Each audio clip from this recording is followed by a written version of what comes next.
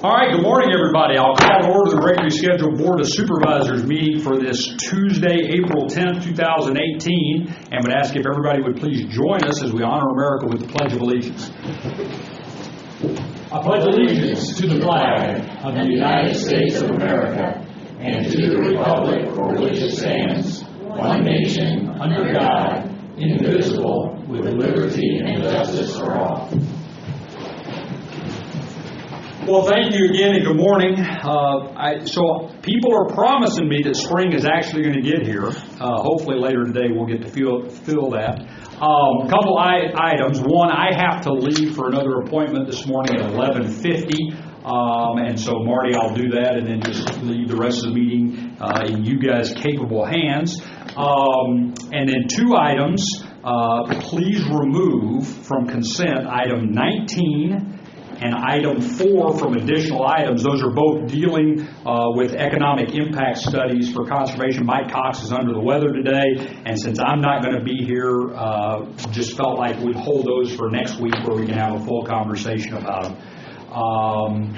With that, we have public comment number 1. So this is an opportunity for members of the public to comment on anything you'd like to comment on before we start our meeting. Anybody wishing to do so, come right up to the microphone. And seeing no one moving to the microphone, we'll move on to the next item, which is consideration of proclamation of Crime Victims' Rights Week. County Attorney Jessica Reynolds. Good morning, Jessica. And Chief Sykosh. Good morning, everyone. Well, I'm so proud to be joined today by Chief Sykosh, the Chief of the Ames Police Department. For those of you that haven't worked with the Ames Police Department, they are one of the best law enforcement agencies in the state, in my opinion. So I'm so proud to have them with us here today as we proclaim Crime Victims' Rights Week. Slide this over and introduce the proclamation. Crime Victim Rights Week Proclamation 2018. Whereas Americans are the victims of 20 million crimes each year affecting individuals and communities, whereas years of investment in crime victims' rights and services have developed a system of victim response that can help victims recover from crime, whereas reaching and serving all victims of crime is essential to supporting thriving communities, because those who receive holistic services and support are more likely to remain invested in their communities. Whereas dedicated victim service providers are working every day to meet the needs of crime victims, yet there are still too many victims without meaningful access to rights and services. Whereas many victims face barriers such as isolation, distrust of authorities, language limitations, lack of transportation, or cultural barriers that keep them from accessing the services and criminal justice systems that can help them recover from crime.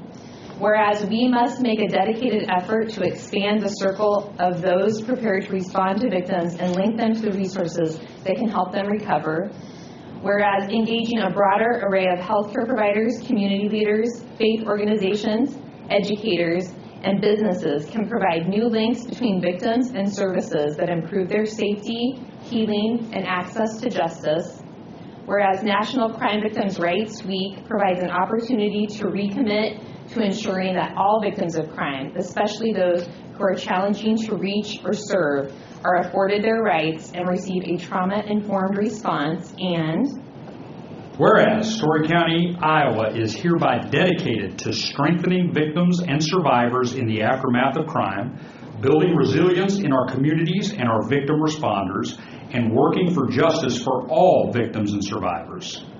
Now, therefore, we, the Story County Board of Supervisors, do hereby proclaim the week of April 8th through 14th, 2018 as Crime Victims' Rights Week and reaffirm this county's commitment to creating a victim service and criminal justice response that assists all victims of crime during Crime Victims' Rights Week and throughout the year, and to express our sincere gratitude and appreciation for those community members, victim service providers, and criminal justice professionals who are committed to improving our response to all victims of crime so that they may find relevant assistance, support, justice, and peace.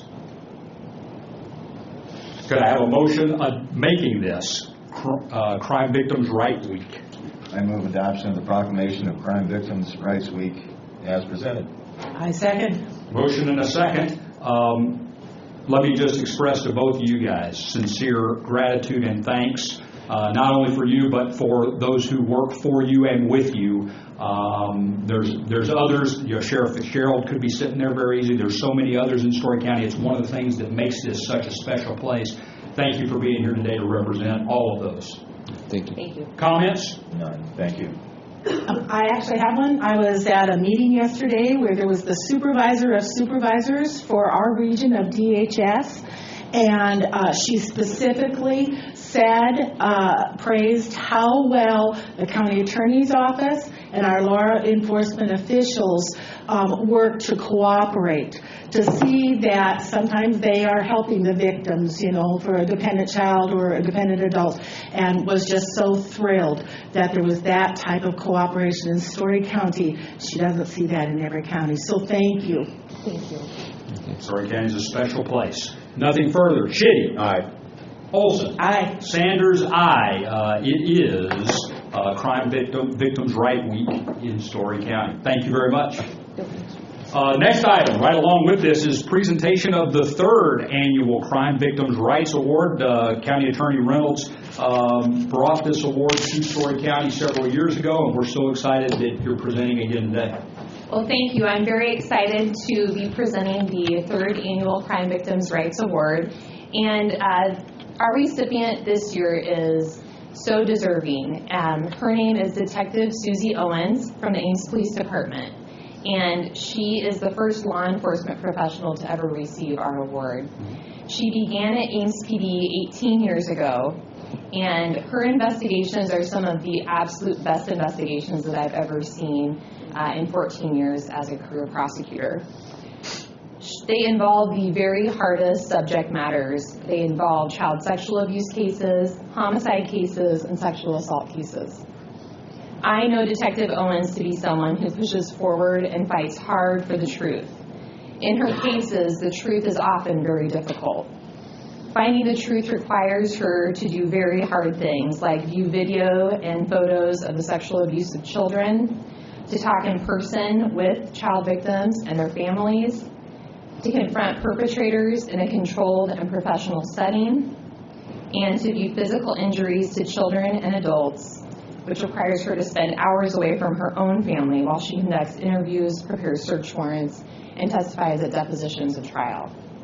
In the end, we all find justice for crime victims because of people like Detective Susie Owens, people that don't turn away from hard truths but pursue those truths. They don't disregard crime victims, but they believe them. They believe them when no one else does. People like Detective Susie Owens are the reason that crime victims come forward, because she protects them, she believes them, and thus she protects our community at large. And I'd like her supervisor, Chief Sykosh, to say something before we present the award. When I think about Detective Owens, a couple of things come to mind. One of the things I think you all need to know is the challenge of 18 years in this business. Jessica alluded to it, but these are difficult cases. They challenge your values. They challenge your view of the world. They challenge how we see our community. And it's hard to do those investigations without letting them change you. Susie and her family and her coworkers have survived, flourished, and maintained her compassion, integrity, and commitment in spite of the challenges of that work. And there's much to be admired, but we also owe her a great deal of gratitude. When I think about Susie Owens and what I'd like to say about her, I think the highest praise and the thought that sums it up for me is, if I had a family member who was a victim of violent crime, Susie Owens is the person I'd like to have investigate that. So well-deserved. We're very proud that she works for our community and very honored to be a part of this recognition for her today. Thank you. Wow.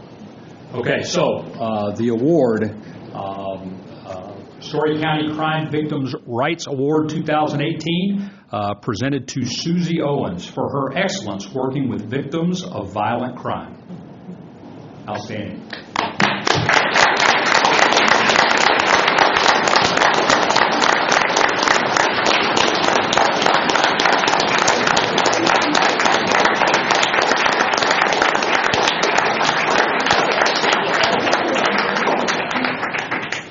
Thank you so much. Yes, thank you. We have a few words for us. Okay.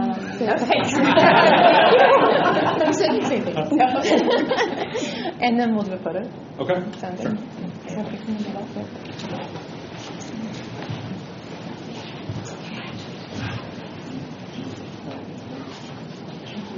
So you got to be right up in front. Yeah. All right, we need Ames Police and County Attorney's Office up here with us, so everyone wait just a minute. Nice try. Come on, County Attorney's Office and Ames PD, please. So everyone take a big step forward, okay? I like how they all tried to.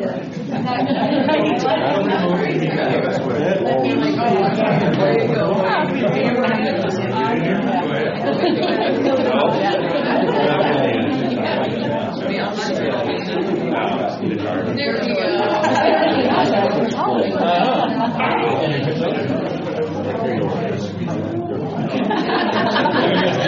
I'll take the picture for you.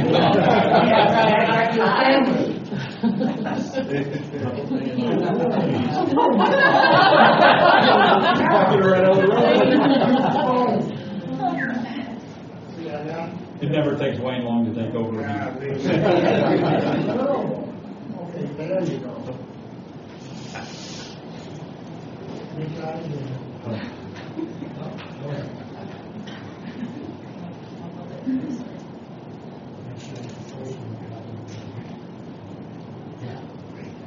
Chrissy, you got what you need? Everybody good? Thank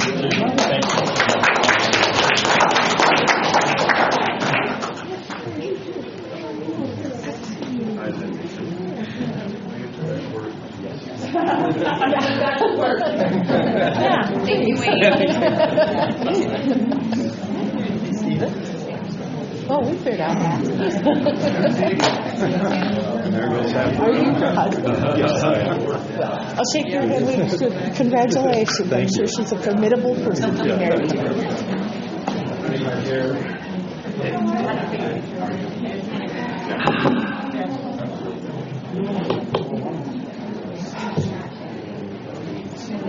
Hey, Chuck, would you push that door closed? Would you push that door closed for me? Thank you. All right, that was outstanding. Next, we have update and discussion. Notice no consideration, but update and discussion at this point of the Story County Medical Center's request for Story County funding. And I'm going to ask first for Ethan and Deb and Lisa Markley, if she's in the room, to come up. Is Ethan? Yeah. So the way we got here is multiple conversations with Story Medical over at least months, but we may be talking about last summer. I mean, it's been months since we've had the conversation. Story Medical has done a lot of great work. I'm actually going to be in your facility here in a couple hours, and so value their role in our community. But in that conversation, we talked about the possibility of the county coming forward with some funding to assist paying off some of that work. And I thought it was a relatively straightforward request, and we could deal with it. And what I found, and what we found, like so many things that we deal with, is it wasn't real straightforward. It wasn't real simple. So we ended up handing it to this group to take a look at what our possibilities were, what mechanisms we could use. And for every answer you got, it seemed like we got a couple more questions bubble into the surface. And so now today you're here to report out to us what you found and where we are. That's right. Thank you. Ethan Anderson for the County Attorney's Office.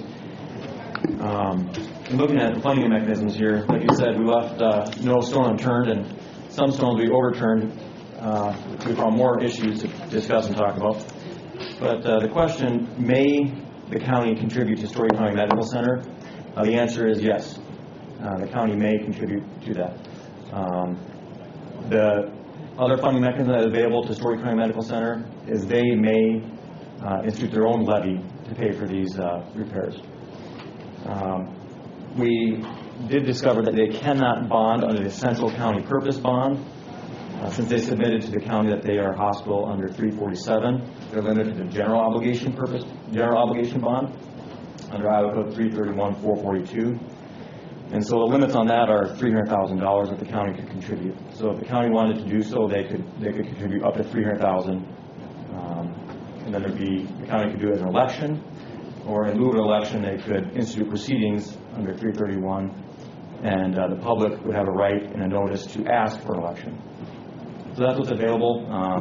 The county may fund up to $300,000 on their general obligation bond, or Story County Medical Center may levy on their own debt service. And that's the options. Okay. Deb, Lisa, anything to add? $300,000, just for sake of conversation, is about 5.5% of our unassigned ending fund balance. Okay. As we sit right now, and I'll be coming to you shortly with a budget amendment to talk about where we're at with ending fund balances, but we're in the 27% right. Okay, and then you mentioned something that I was not aware of until you guys started looking at this, and so I just asked you to elaborate. So as a levying entity, Story Medical has a mechanism that they could levy for debt, but it's not being utilized, and really not being utilized by the industry right now. Is that what you found? That's fair to say. Lisa and Deb reached out to some of the contacts they had with the Iowa Department of Management and different people at Story County Medical Center, and there's an acknowledgement that option exists to levy on the debt service. The answer they seem to be getting from these different entities is that none of the 42 hospitals throughout the state currently levy on it. Not that they can't levy on it, that they just aren't currently levying on it. 42 county hospitals. Yeah, they throughout the state, yeah. Okay. Are any of them in the same situation as Story County Medical with this is, to me, I think this must be a unique situation. They borrowed money with committing to raise $2 million against a $15 million loan, correct? You've not been able to raise your $2 million. How many of those other county hospitals are in that particular situation where they have a legal obligation to come up with 1/3 of what they committed, and they're not levying? That's a good question, and we didn't. We could go back to them and dig into that, but we didn't ask that specific question. I feel it's pretty important because we have one taxing entity asking another taxing entity to, in essence, cover their obligation. I just want to say that when we last discussed this, it did not impress upon me that we were being asked for the entire $700,000. I was left with the impression that you had $700,000 to raise, and were we interested in helping contribute? Now, that's my own personal opinion. I've had no contact from anybody from the Story County Medical Center or their board. Yeah, well, in the meantime. So now I'm sitting here thinking the whole $700,000. I'm a little bit shocked. Well, no, so please don't be shocked. I think, as I recall the request, and we can have Nate come up and talk to us about it, it's simply a request for some kind of help getting where they need to go. And I think what has been expressed is it'd be great if they could have the whole 700. I mean, that gets you there, but really any portion thereof, when we charged this group to look into it, it was simply what are we allowed to do, and what's going on around the state, how has this been done, if it's been done anywhere else, and ultimately whatever decision is made comes back to us. For me, the new piece of information, Loris, is as a levying entity that has levying capacity. So for us, and let's call it $300,000, because anything beyond $300,000 gets really problematic in that it triggers an election. And I'm not saying that doing 300 is easy, but anything beyond that triggers an election. But for us to generate $300,000 out of our general fund, I mean, it's roughly 6 cents onto our countywide levy. So in essence, that money's already coming from the people of Story County, when possibly Story Medical has their own capacity to go get that money from the same people. And so that would be not legally what we've got to talk about, but that would be one of the consideration when this item gets to us as consideration.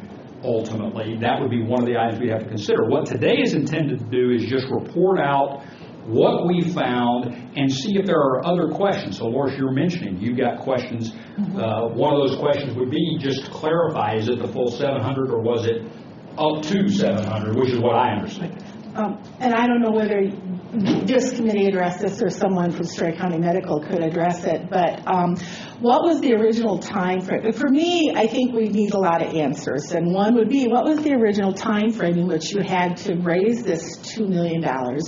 When is the actual deadline? Where I don't even know what will happen to you. Isn't it a USDA loan? Okay, yeah. When the USDA comes back and says, sorry, you didn't live up to your part of the bargain. And then also I'd be interested in just finding out what kind of avenues were taken to try to raise it, because you must have had that expectation that sometime you could raise $2 million. So those are the types of things. You want to come on up? Marty, while Nate's coming up, any thoughts that you have based on what we I think it was back in November that it was just Loris and I there that day listening to the presentation, and I look forward to hearing the number. When in November it was $700,000, and they said they were still going to be working on a capital campaign basis to defray that, and so I suspect maybe $700,000 is an old number. But on the follow-up, I went promptly to Lisa Markley and said, okay, do they have the levying capacity to do debt? And then asked, yes, they do. They have that line item there. Do they use it? No. Then she said, well, that's unusual. And then she went and looked at the county hospitals in the state of Iowa. Nobody uses it. So I guess there's some learning here to be done today that I think everybody just would like to hear what the industry is doing when you have that ability. So, good morning, Nate. Hi, good morning. Thanks for the chance to be here. I'm joined by Lonnie Pringnitz, who's our Chief Development Officer, who leads our fundraising campaign. Patrick Sheets is here as a trustee and engaged community member. If I may just get to your questions, Loris. You asked what happens if we don't get to the $2 million. At this point, there's no penalty or consequence per se, but we would have to find the rest of those dollars out of our operations and out of our annual performance, and so it would hinder other things that we have on the radar, have had in plans, would slow us down, so to speak. And so no penalty per se, but we'd have to find it from somewhere if we don't get to that. And you say on the radar. So operating expenses, to me, I think about what it's taking to keep the doors open. Okay. When you say on the radar, I think about future planning. So you're coming once again to us, a taxing entity, when you're a taxing entity yourself, and asking us to take on the burden for almost the same people that you would reach out to instead. So that I just want to make sure, if I've got this wrong in my head, you correct me, so that you guys can keep on your strategic plan. More or less, that's correct. So, Nate, I'm just curious, has your trustees talked at all about utilizing the debt service? And what would, other than it's not typically done in the industry, would there be some kind of penalty to you? That would be a question I'd like to have an answer to, since, as Loris points out, we are talking about the money ultimately coming from the same place, whether it flows through Story County or just goes on your levy. The other thing, as I understand it, if it's debt service levy, and I'm going to look at, you guys might not be able to answer this, but if it's debt service levy, it doesn't trigger an election. It is simply, if you've got the debt and can verify the debt, you can put it on your debt service levy as awesome. Yeah, the conversation. Get close enough to the microphone that we can hear you, Lisa. I talk loud. The response I got from Department of Management, which wasn't very helpful, when I asked this question was, we don't really see county hospitals levying debt service very often. None currently are. I assume they are working with bond counsel. If so, the ability to levy debt service for any bond is determined by how the debt issuance is structured by legal counsel. Okay. So the answer to your question is yes, the ability to levy for debt service is depending on how this loan is structured.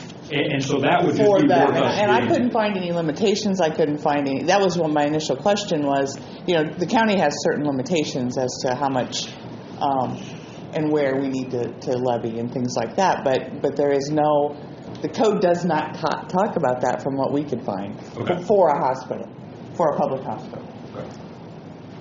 And so I took indication from you, Nate, that that's not something your trustees have discussed yet. That's correct. Not that specific portion of our debt levy we've not considered utilizing. Okay.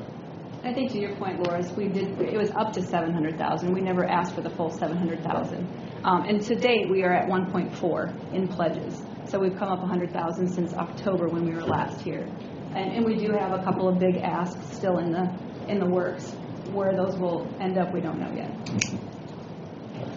And to your other question about the efforts underway, like I said, Lonnie leads our foundation and fundraising efforts. She's been in the community for 20-plus years and has really been cultivating a lot of those local relationships to try to drum up that support. She's doing a fabulous job. Thank you. Super.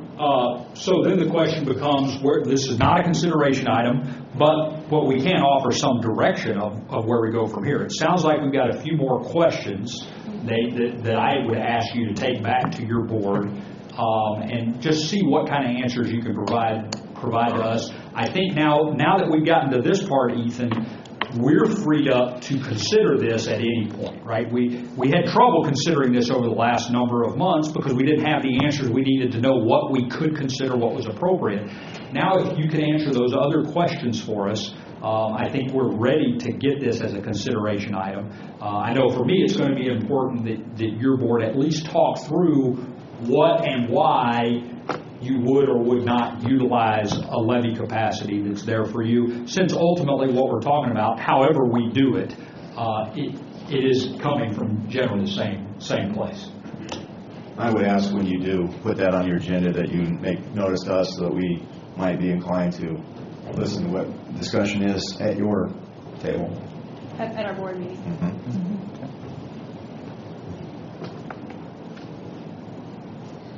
Super. Other things for us, Nate. Thanks so much for coming over today. And like I said, we put this on here not as a consideration item, just for a chance for us to talk it through. Hopefully we're coming out with a little more clarity. I know you and I have been bouncing emails back and forth trying to figure out how to get to the end of this.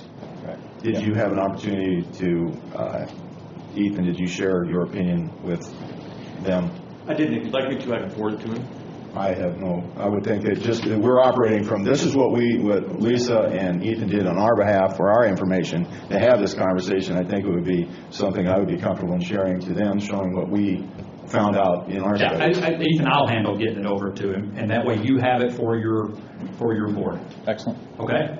Anything else, any other questions, Doris? Is there anything else that you're going to want them to know before this comes before us as any kind of consideration?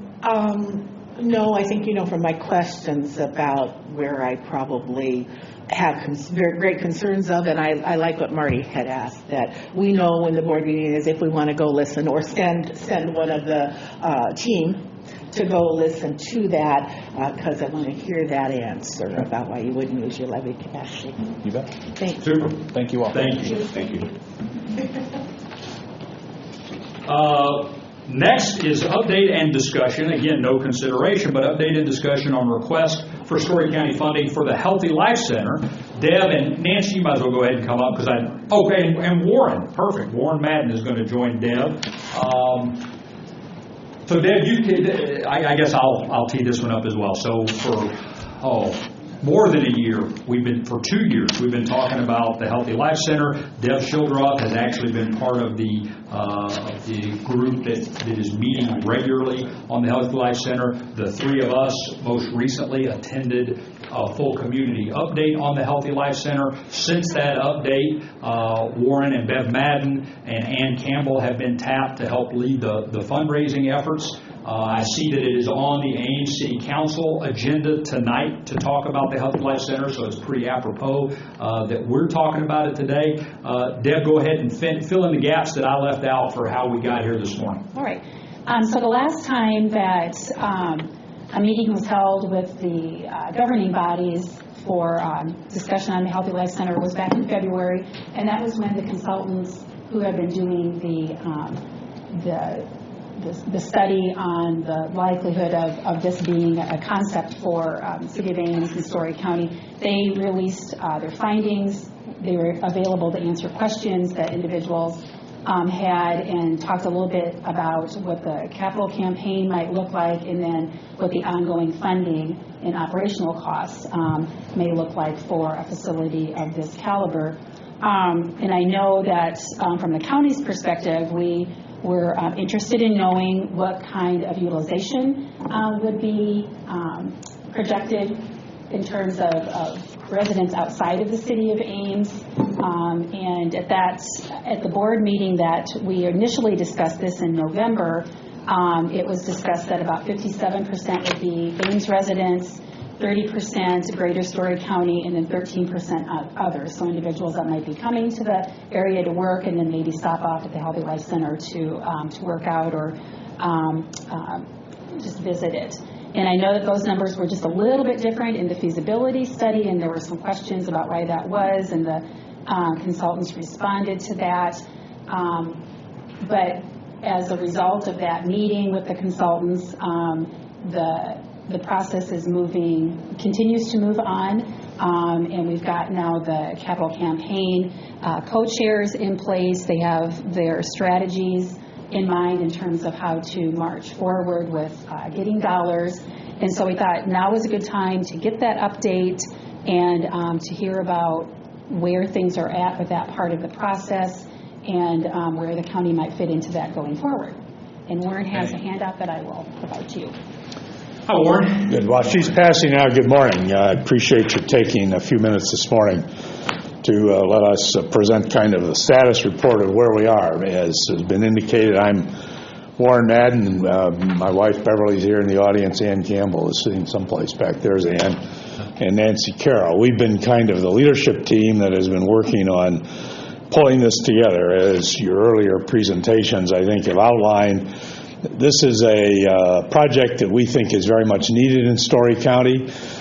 It is somewhat unique around the country to combine the 6 entities that at least have been part of the conversations to develop a Healthy Life Center. I think as you look at the community needs, and certainly as I was retiring about a year and a half ago as Senior Vice President of Iowa State, overseeing much of the university's personnel actions, hiring and bringing people into our community and providing the array of services that they need has become an increasingly challenging problem. I think for the first time there are a lot of multi-generational needs. The Healthy Life Center is a project that will attempt to address those.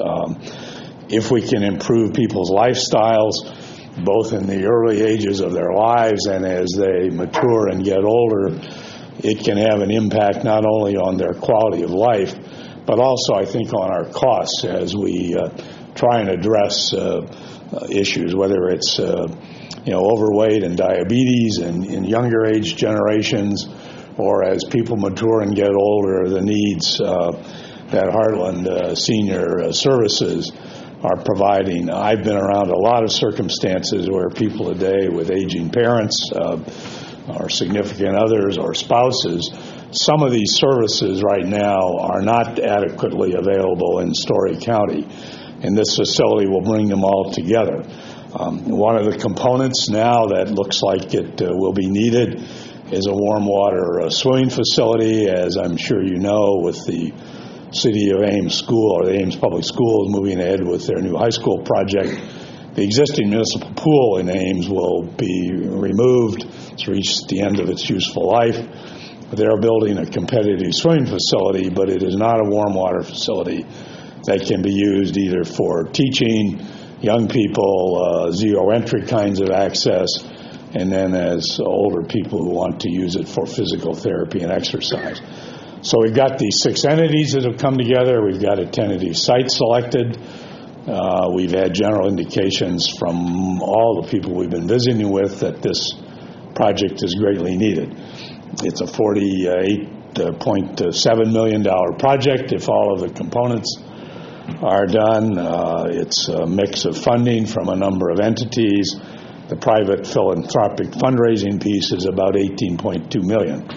and we're in the process of organizing a campaign cabinet. Handout, I think, that's been given you sort of outlines the structure we're hoping to follow. We've identified some leadership individuals. We have a number of others that are indicating a willingness to help. Our goal is to be able to report back to the various governmental entities by the end of the summer, early fall, kind of the status of all of this. As you all know, this is certainly an ambitious goal, raising $18.2 million. We're very optimistic that we can get this done. We have a number of people have indicated that they are supportive of this. As you know, with projects today, naming opportunities, all the things that you can do are part of what we're visiting about. This facility will fill a real need and complement a number of other programs in the community. I think she's answered the question sort of about what our projected usage is based upon. It is intended to be a county-wide facility. We're open individuals every place in the county from all socioeconomic backgrounds will be able to utilize this facility, and we want to develop user structures that permit that to happen. In some of the other materials, I think you've probably seen, there are at least schedules and proposals about how that would work. So we're in the, I guess we're no longer in the quiet phase of the campaign. We're being pretty public about what we're about, and we're being optimistic that we'll be able to pull this together and get the commitments. It is complicated because of the number of entities, but that makes it all the more challenging and desirable. If we can put all these groups together to develop all the facilities that are in this proposal, I've estimated this probably will save $10 to $20 million over each of these groups going off and doing something on their own, whether it's multiple sites or multiple parking facilities or the kind of services you can bind by putting all of these in one facility, in addition to making it a lot more convenient and hopefully helpful for the users.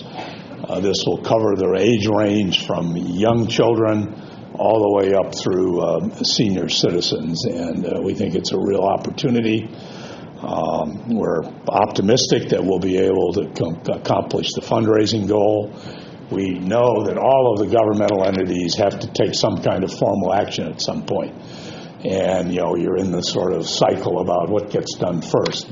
Our goal is to come back and indicate we believe we can meet the private fundraising component, and then we hope all of you that are in the governmental public sector units will then consider this seriously, and hopefully will continue to provide the support. As the handout indicates, at least in the early planning that people have done, and it involved some of the other administrators, we're hoping Story County would consider a $3 million capital contribution and then also assist with some of the annual operating costs. And as part of that, then all of the users would be able to utilize this under the same user fee structure. We do intend to have individuals that are not residents of the county, and there are some of those, pay a higher fee to use the facility since they aren't contributing as residents of Story County. But that's the framework of where we are. We think we've got a good leadership team. We've got a number of people that indicated a real interest in this, and we hope we can come back to you late this summer with a progress report of where we are. I'd be pleased to answer questions, or any of my colleagues, I'm sure, would be. Warren, thank you very much. Really thorough questions for Warren or Deb or Nancy or Ann or Beth.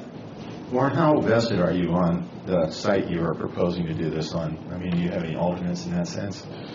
The original planning group looked at a number of alternate sites. Iowa State University has indicated a willingness to make this site available. It's on 13th Street, 13th and Ontario. It's actually on the portion of that that's named Ontario at Shoal Road. There's a 10-acre site there that Iowa State has. It has been farmland up till now. It's increasingly challenging for the university to farm that within the kind of urban environment that is. It's a good location. There are existing bus routes. SciRide goes by that site. 13th Street obviously connects with the interstate and the rest of the county. So we think that's a good site, and Iowa State's indicated it's available. Now, are there other sites that could be considered? Certainly we're open to that. But this site would accommodate all of the components of this facility and also provide some space if in the future there was a need to expand it. So we think it's a good site, but we're certainly open to more conversations. Lisa, where, say everything falls into place, we find the $3 million, where would the $200,000 a year maintenance fee likely to come out of our budget from? Would you offer up a suggestion to the board at that time to take it from here or from there or where? My initial response is general fund, part of the general fund levy. I can't see how it would be appropriate for it to come out of any other of our funds. No, I can't either. Yeah.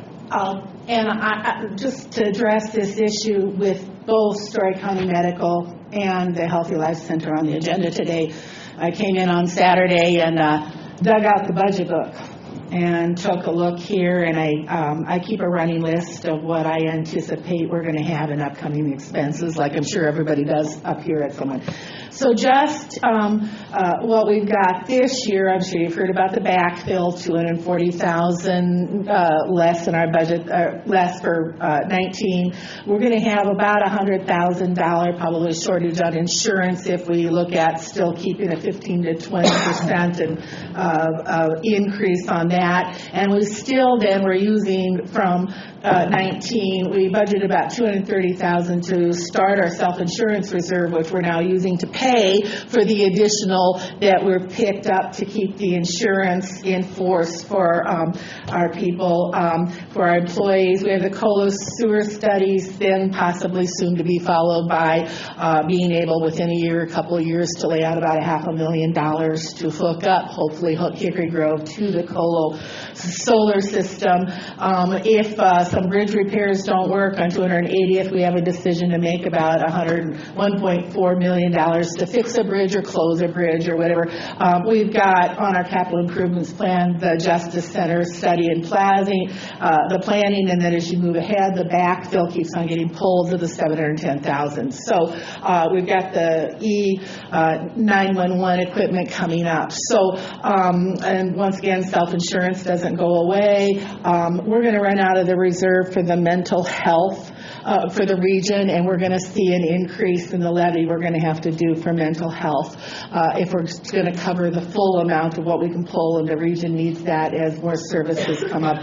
So I just want to point out here that while asking about $200,000 may seem like, well, you know, for a yearly subsidy of this, when you start to run the list of what I think, at least is on my list already, of what's going forward, that $200,000 operating expense starts to really concern me. So with that was Marty's question. I wanted to run some of these. If you don't mind, I'd like to jump on there about saying, how firm is that $200,000? I think when we all went to the presentation, we heard that if we buy into this and operating costs are more, that those projections for those fee coverage don't meet. We're on the hook for our share of that increase above $200,000, right? I mean, our share of the $500,000, correct? Well, I think this project, if it moves ahead, it has to be designed, constructed, and planned. So you're probably talking about a facility that at the earliest would come online in 3 years maybe, so the operating costs are not an immediate problem. Now, I fully understand the challenges you and the other governmental entities have and the difficulty on setting budgets. The entities will have to work out the appropriate operating agreements, and none of that has yet been done. And so in terms of the actual commitments and sort of those legal obligations among all these parties, that's yet to be worked out. And, you know, our charge is on the fundraising side to get that pulled together. It's my understanding that some of the administrators that are part of all of those entities will have to sit down, I suspect, with county attorneys and city attorneys and work through the appropriate agreements about how this all works. I'm optimistic that we can work this out within the framework. We believe these are good estimates. We're working with good consultants. You know, I personally have been around these kinds of planning projects over a long period of time, And they are estimates, and so you're correct. There is a certain amount of judgment that goes into it. We're hoping these are optimistic. The data has been built around the use of things like the Furman Aquatic Center and others, and so we think we have reasonably good numbers. But it's a matter of setting priorities, and the challenge you all have as representing us in Story County is prioritizing and moving ahead. We're hoping you will give this particular project serious consideration. This is a good bargain for the county. If we can in fact raise $18+ million privately and can put all these entities together to build this, the residents of Story County are getting a real bargain and a bang for the dollars that are going into this for this level of services that will continue to serve the county for the next 40 or 50 years. And so I think it's a real bargain to do all of this. And I think we can get it put together.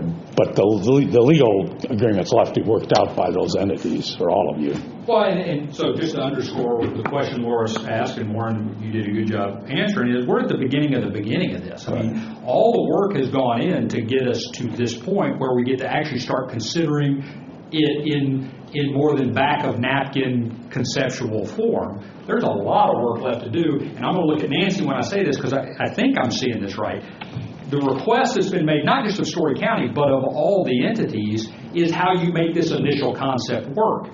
The thought that our initial concept is going to be exactly where we end up in any one of the components is probably not realistic that we're going to get there. But you got to start somewhere, and you got to start to try to piece that together. You think that's a fair statement?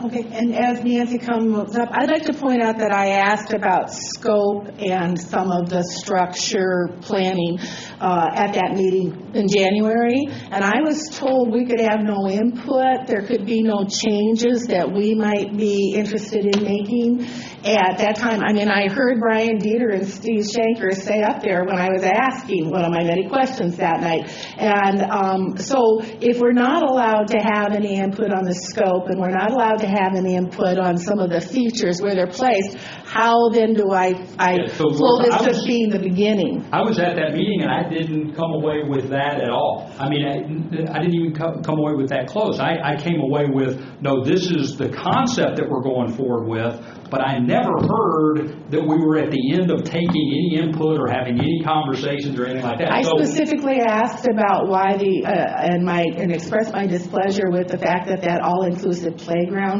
was behind, if you will, the paywall, okay, that you had to have a membership of some, and also I asked about the glass, the amount of glass used, and I asked about the size about this.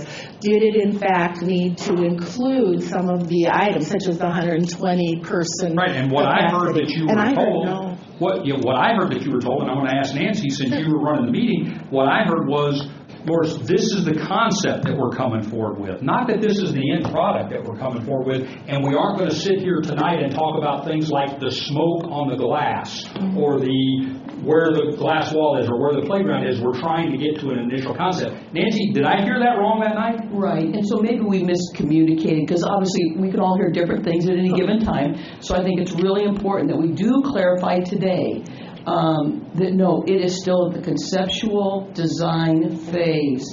And if there's glass around the playground or not, to be determined.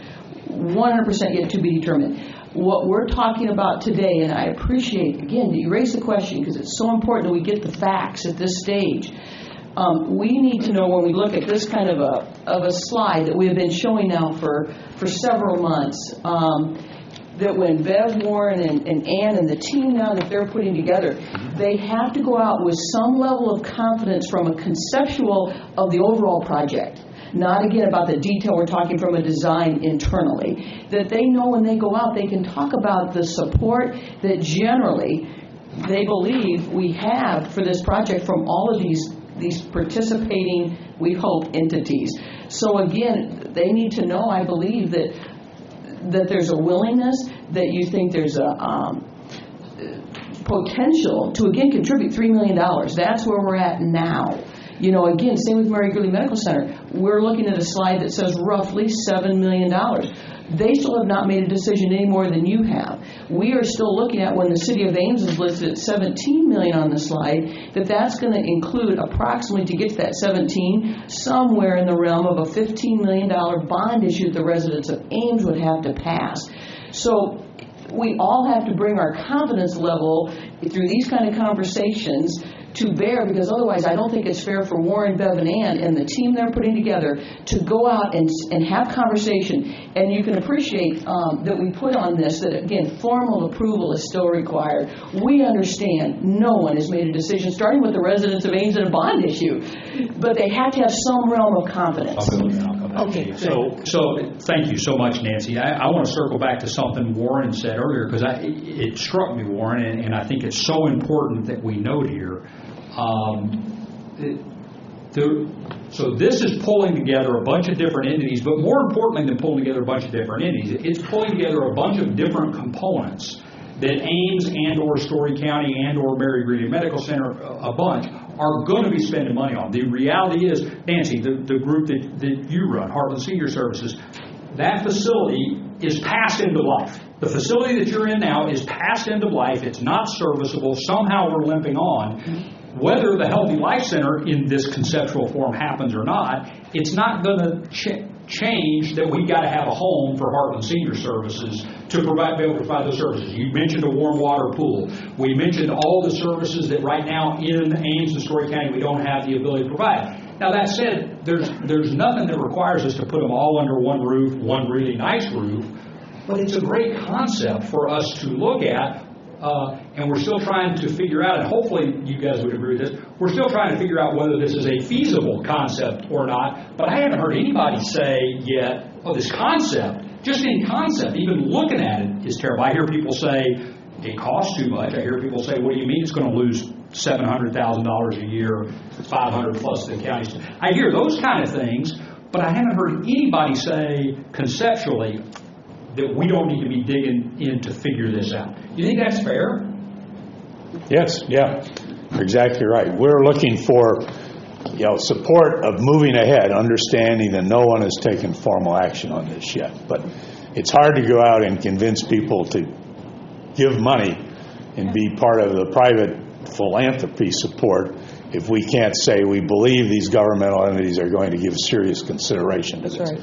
Now, I don't want to minimize the challenges you all have, and when you're talking about things that are going to be 2 or 3 years down the road, there's a great deal of uncertainty. I've been part of that for my professional career with Iowa State, which has got its own challenges. It's what keeps us young, though, Warren. That's right. But this is a real opportunity to do something for Story County, and we're hopeful that we can pull this together. Now, it's a plan, and if there are suggestions about things that could be done differently, should be modified, better, we're certainly open to that.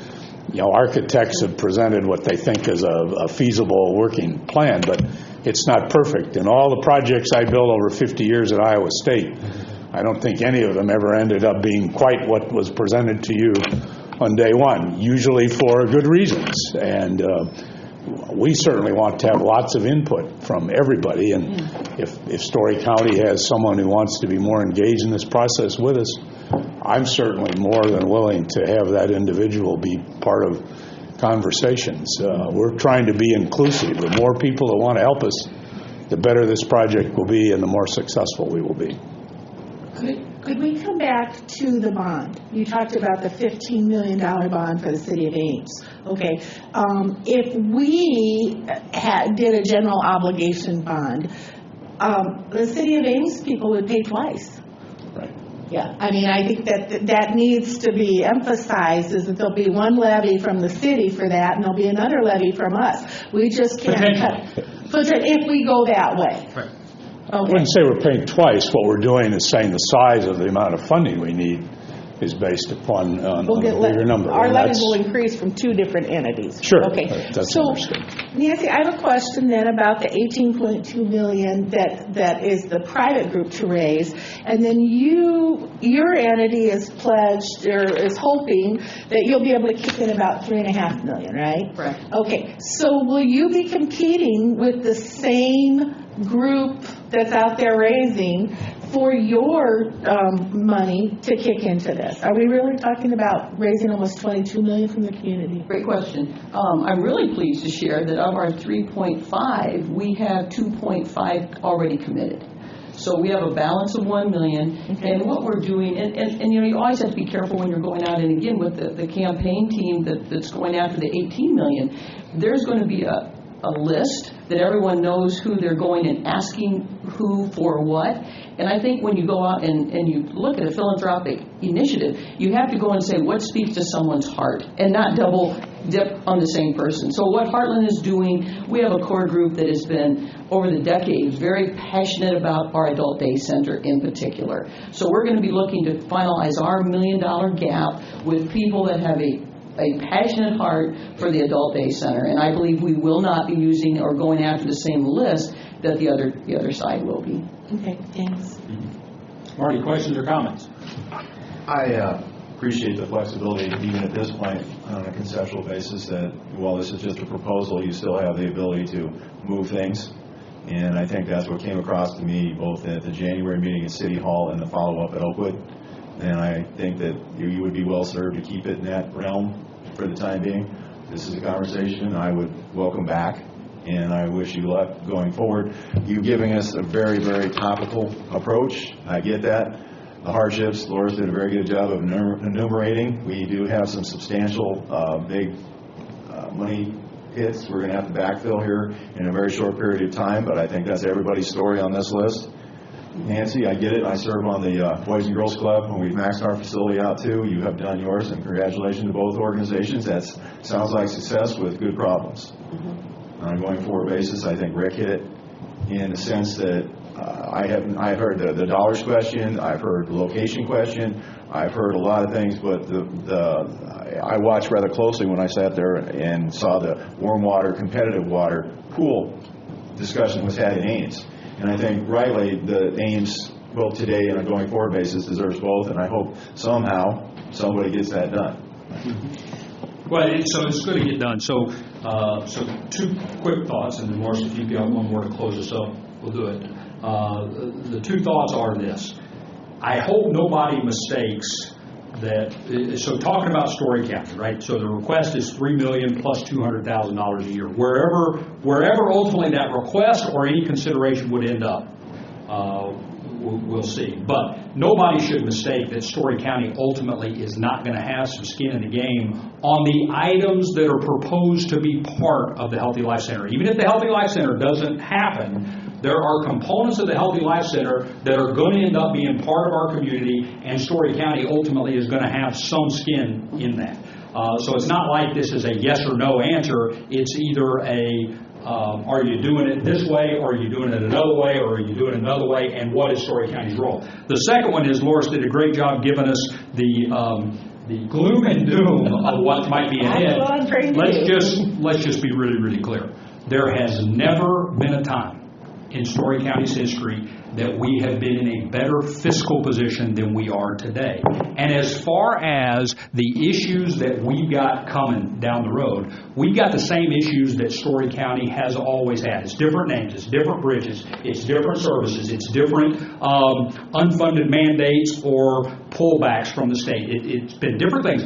But for the last 150 years, Story County's been dealing with these same issues. The difference right now is Story County's in a position to address those issues and address them well. We're not going to have, Marty, my favorite thing, a $150,000 leak above Lisa Markley's head for 3 years, like Story County honestly had one time. And so we're in a great position, Loris, to deal with some of those challenges that you note. And there's going to be many, many more that you don't know. Anybody who thinks sitting up here is come to work and everything goes exactly like you think it's going to go, they're kidding themselves. And all you can do is put yourself in a position to be able to look at concepts, to be flexible with how you're dealing with it, and to recognize that you don't have to have all the answers before you ask the next question. That it's part of a process, and figuring out what the playground looks like or whether there's glass into the pool. We'll get there. The general concept is, does Ames and Story County need these services, X, Y, Z, and does it make sense to house them all together? And if it makes sense to house them all together, how would we fund that? And that's where we are today. We're not at a yes/no. We're at a, is this worth exploring? Is it worth seeing what kind of community support we can get? Is it worth getting to the end of figuring out what an actual ask of Story County would look like so that the Board of Supervisors can make a decision? And if that's the question, then I think it's an easy answer. I think we're making a mistake if we don't say, we want to learn. We're not committed to any of this. Loris points out rightly, it would be problematic, as all of this would be. There's nothing easy, as Ethan and Lisa and Deb just dug in and saw with the request for Story County Medical Center. There's nothing easy about it, but it's not supposed to be easy. And we're supposed to dig in and look at everything, and that's where I come down on all of this. With that, Loris, if you have something else. Sure, because I've heard the emphasis from Nancy and Warren with their both fundraising experience, successful fundraising, getting projects going. But you've talked about it's easier to raise money when the public entities, when it's known that the public entities are in. And so part of my doom and gloom today, if you will, is to send out that message that this will be a tough decision. Okay, and that I know you on the fundraising side are trying to ask money for commitments now, and we are nowhere near a commitment, just even this entity, let alone the other entities. And so now I'm going to put that hat on of what I used to do, and I often saw where projects took on steam, and people started making assumptions, and by the time the entities actually took that formal vote, they were so far ahead that it was almost impossible for a government entity to pull back. So I want to make sure that we're moving in tandem rather than one entity getting out and it becoming such a large, there's an assumption out there that this board is going to support it and going to support it at some level that is functional for the people you're asking money to commit. I want to make sure that we know that there are breaks of caution out there, and this doesn't become a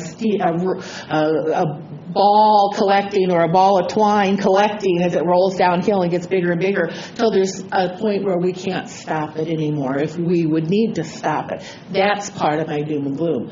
The other part of it is I remember when the discussion was almost 10 years ago, we need a warm water pool, period, and the building that Heartland was in was falling apart 10 years ago, and those were the only two entities. And so from a scope standpoint, I do see this huge thing that's now it's become, and I carry that memory. Yeah, but both of those things were accurate 10 years ago, and we didn't address them. And now look at the costs that we're dealing with by not addressing them 10 years ago. And so, Loris, I agree with most of what you said. I think I just don't agree with the ultimate conclusion that I hear you drawing, and that is that we have to move in lockstep to get to the end of this. I don't buy that we have to move in lockstep. We've got a lot of moving parts here, and what we need to know is, and Ames School System is the perfect example of this, there will come a point for every entity where they're either going to have to be in or out. I'm not hearing that Story County is there yet. I'm hearing that Story County is, do you agree that we need to be exploring this? Do you agree that we need to be figuring out how we're going to provide these services? And if we can provide it with this Healthy Life Center concept, and we're going to know that. We're going to know that through the private fundraising. We're going to know that by how the other entities move through. It doesn't have to be lockstep. And when Warren and Bev and Ann go see people about being part of this, they don't have to be able to say or even imply, oh my God, Story County is all in and they're in for $3,047,000 and they're going to fund this portion of it. They need to say, you know what, Story County's been really supportive in the concept, and we're trying to see if we can get the concept done. And I'm not worried about us moving completely together every step of the way. And as far as this board not having the ability to say no at any point in time, I just think you're underestimating the three people that sit here, past, present, and future. We always have the ability to say no. And if you're sitting there thinking there's ever a point that you don't get to say no when you want to say no, then you're not sitting in the right chair. I mean, there are lots of hard decisions we have to make at hard times.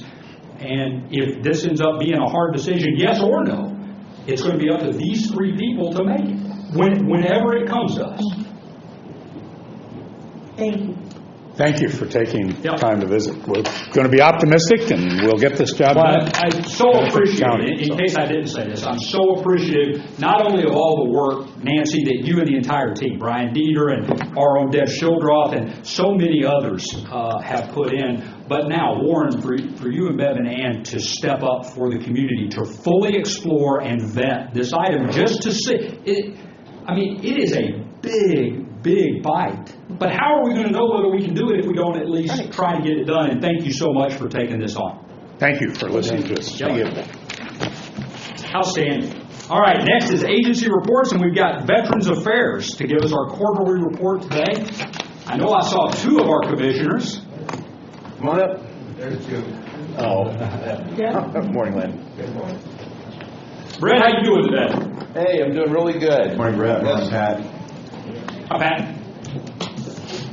Greetings from the Commission of Veterans Affairs. Yeah, I have two commissioners, Lynn Lathrop, VA commissioner with us today, and Commissioner Pat Pekin, who is serving as our chair this year. All right. Well, you've had a great meeting so far. I hope to make it better. You're not asking for money, are you? I'm not. You know, one thing I would, when we were talking this morning, I would add the Ames Veterans Memorial that we worked on. Veterans worked on that for 4.5. We didn't think it was going to take 4.5 to 5 years. But where the money really started coming in is when they started building. Build it, and they will. The money comes to us. That's what we thought. So, but the city of Ames really helped us out with the land on that and some other things. So, all right, to our quarterly report on county assistance, we assisted 2 veterans for rent assistance, which was $900, and 1 veteran came in for utility assistance, which was $233.26. So the total there was $1,133.26. During the quarter, we interviewed 225 veterans and surviving spouses might be eligible for federal and state benefits. And in that group, we've seen 31 World War II veterans, some for the first time. Sad to say, and some are just now looking at their benefits as they're getting older. And we've seen 26 who served during the Korea War, 60 during the Vietnam War. I just think that's phenomenal, Brett, that we're finally starting to really see a large number of our Vietnam War vets. I mean, so many of them for so many years didn't even want to acknowledge that they had been part of that. And the work that you guys are doing in outreach specifically to that generation, our generation, is outstanding. And the Vietnam book has really helped. I mean, we're seeing veterans we never would have seen, I don't believe, and we had never seen up to 60 since we've been doing this last June. Right. And several of those claims filed due to the effects of Agent Orange. For Persian Gulf, we've seen 15. Peacetime or the Cold War, we've seen 35. And then our younger veterans, Iraq and Afghanistan, 12. And surviving spouses, there's some benefits for surviving spouses. Most of these were in nursing homes. We've seen 46. And enrolled 32 into the VA healthcare system. On the veterans books issued during the quarter, 185. Brings us to a total of 308 Vietnam veterans and surviving spouses. We even have some books in the school libraries and public libraries, along with a Boy Scout troop that wants to do some research on the Vietnam War. We gave them some books too to work off of that. So currently on hand we have 202. Checking with other counties, everybody has plenty of books. So we're digging hard here to find these other veterans and get them their books, and we'll be So every day we're working on that. The commissioners, a couple of commissioners have a case in their car, so as they see veterans around the county, they can give those to them. And last quarter, we actually issued 123, which we sent a check to the state for those. Okay. Outreach. January 4th, we delivered our second truckload of donations from Story County residents. Thank you if you donated to the Iowa Veterans Home. Also, when we went over there, we did a mini tour of the Veterans Home. On January 17th, the Commission and I attended Veterans Day at the Capitol, as we always do. And matter of fact, I think Pat and somebody else was in the paper. They had a picture of us in the paper, yes. Right in the front row. I don't know where I was. I feel like I was standing right next to them, but they got it in the paper. So we had a good day down there. I think the only bill that we're seeing, of course, the allocation is kind of at limbo right now. We don't really know how that allocation is going to turn out. Normally it was 10,000. Last year it was 9,475. Part of the problem in the state on that is 32,000 of the $1 million appropriation was returned. So some of the counties aren't spending that money, which is going to affect the counties that are spending the money, right? They're probably looking at it saying, well, maybe they don't need that much money, and so we don't know what it's going to be this year, but that's all done at the end of the session, I believe, with a lot of other allocations.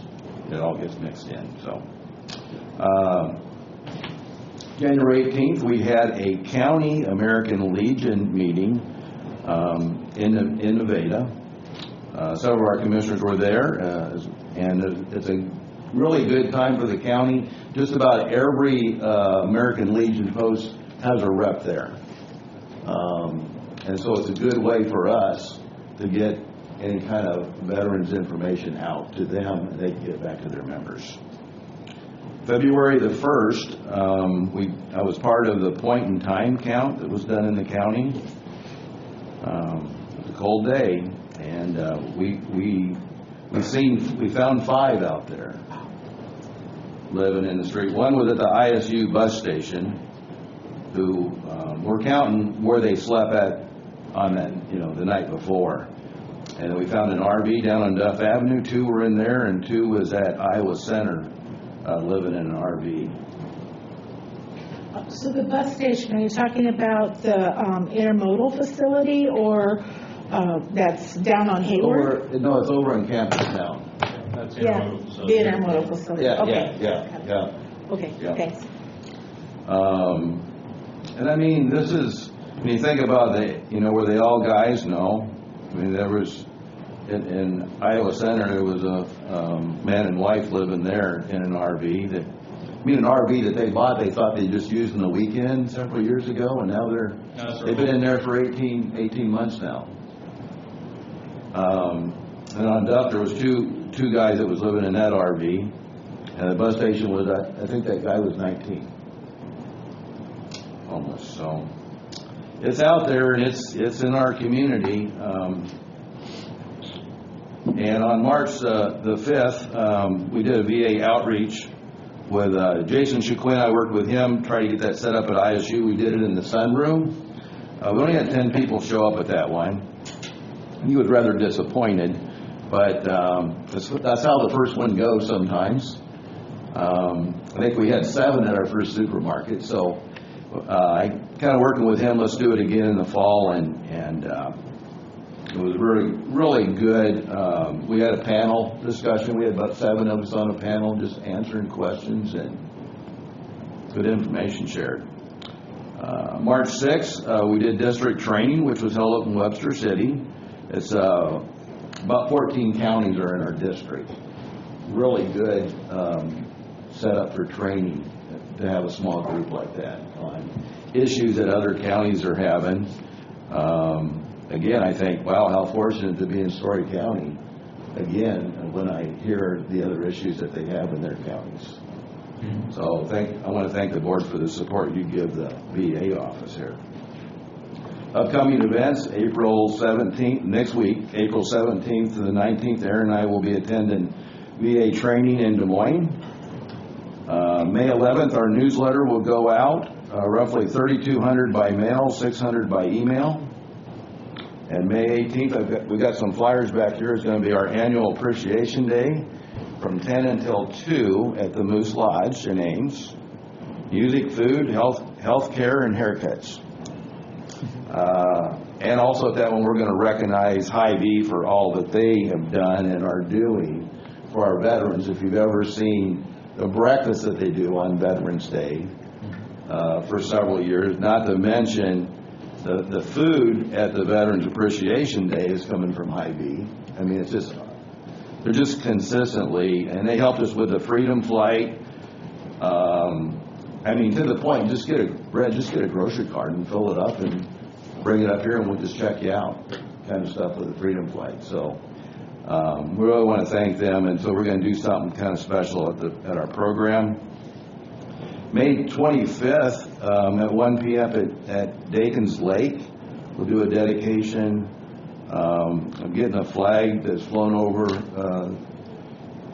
at the U.S. Capitol that day. We'll also have a POW flag.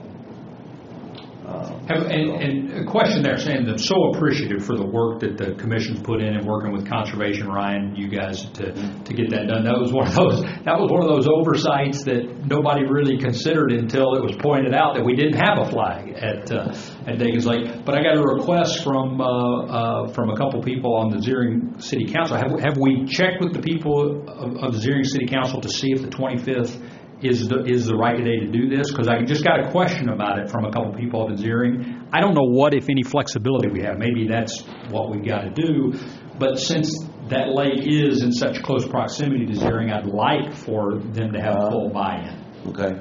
This is information I've got from Vietnam Veterans of America. Okay. Who is, they're pretty much supporting this one. They're paying for this one. Okay. But yeah, we can check into that to see, and that's pretty flexible. We can move that around if we As need long to. as the Vietnam Veterans of America, I mean, it's their event, right? Yeah, Correct? yeah. So, Yeah, I mean, let's And we'll just check have in and see what, if nobody's reached out yet to the mayor of Zering, it'd be worth reaching out and just seeing what we can do. All right, we'll do that. What within reason we can do.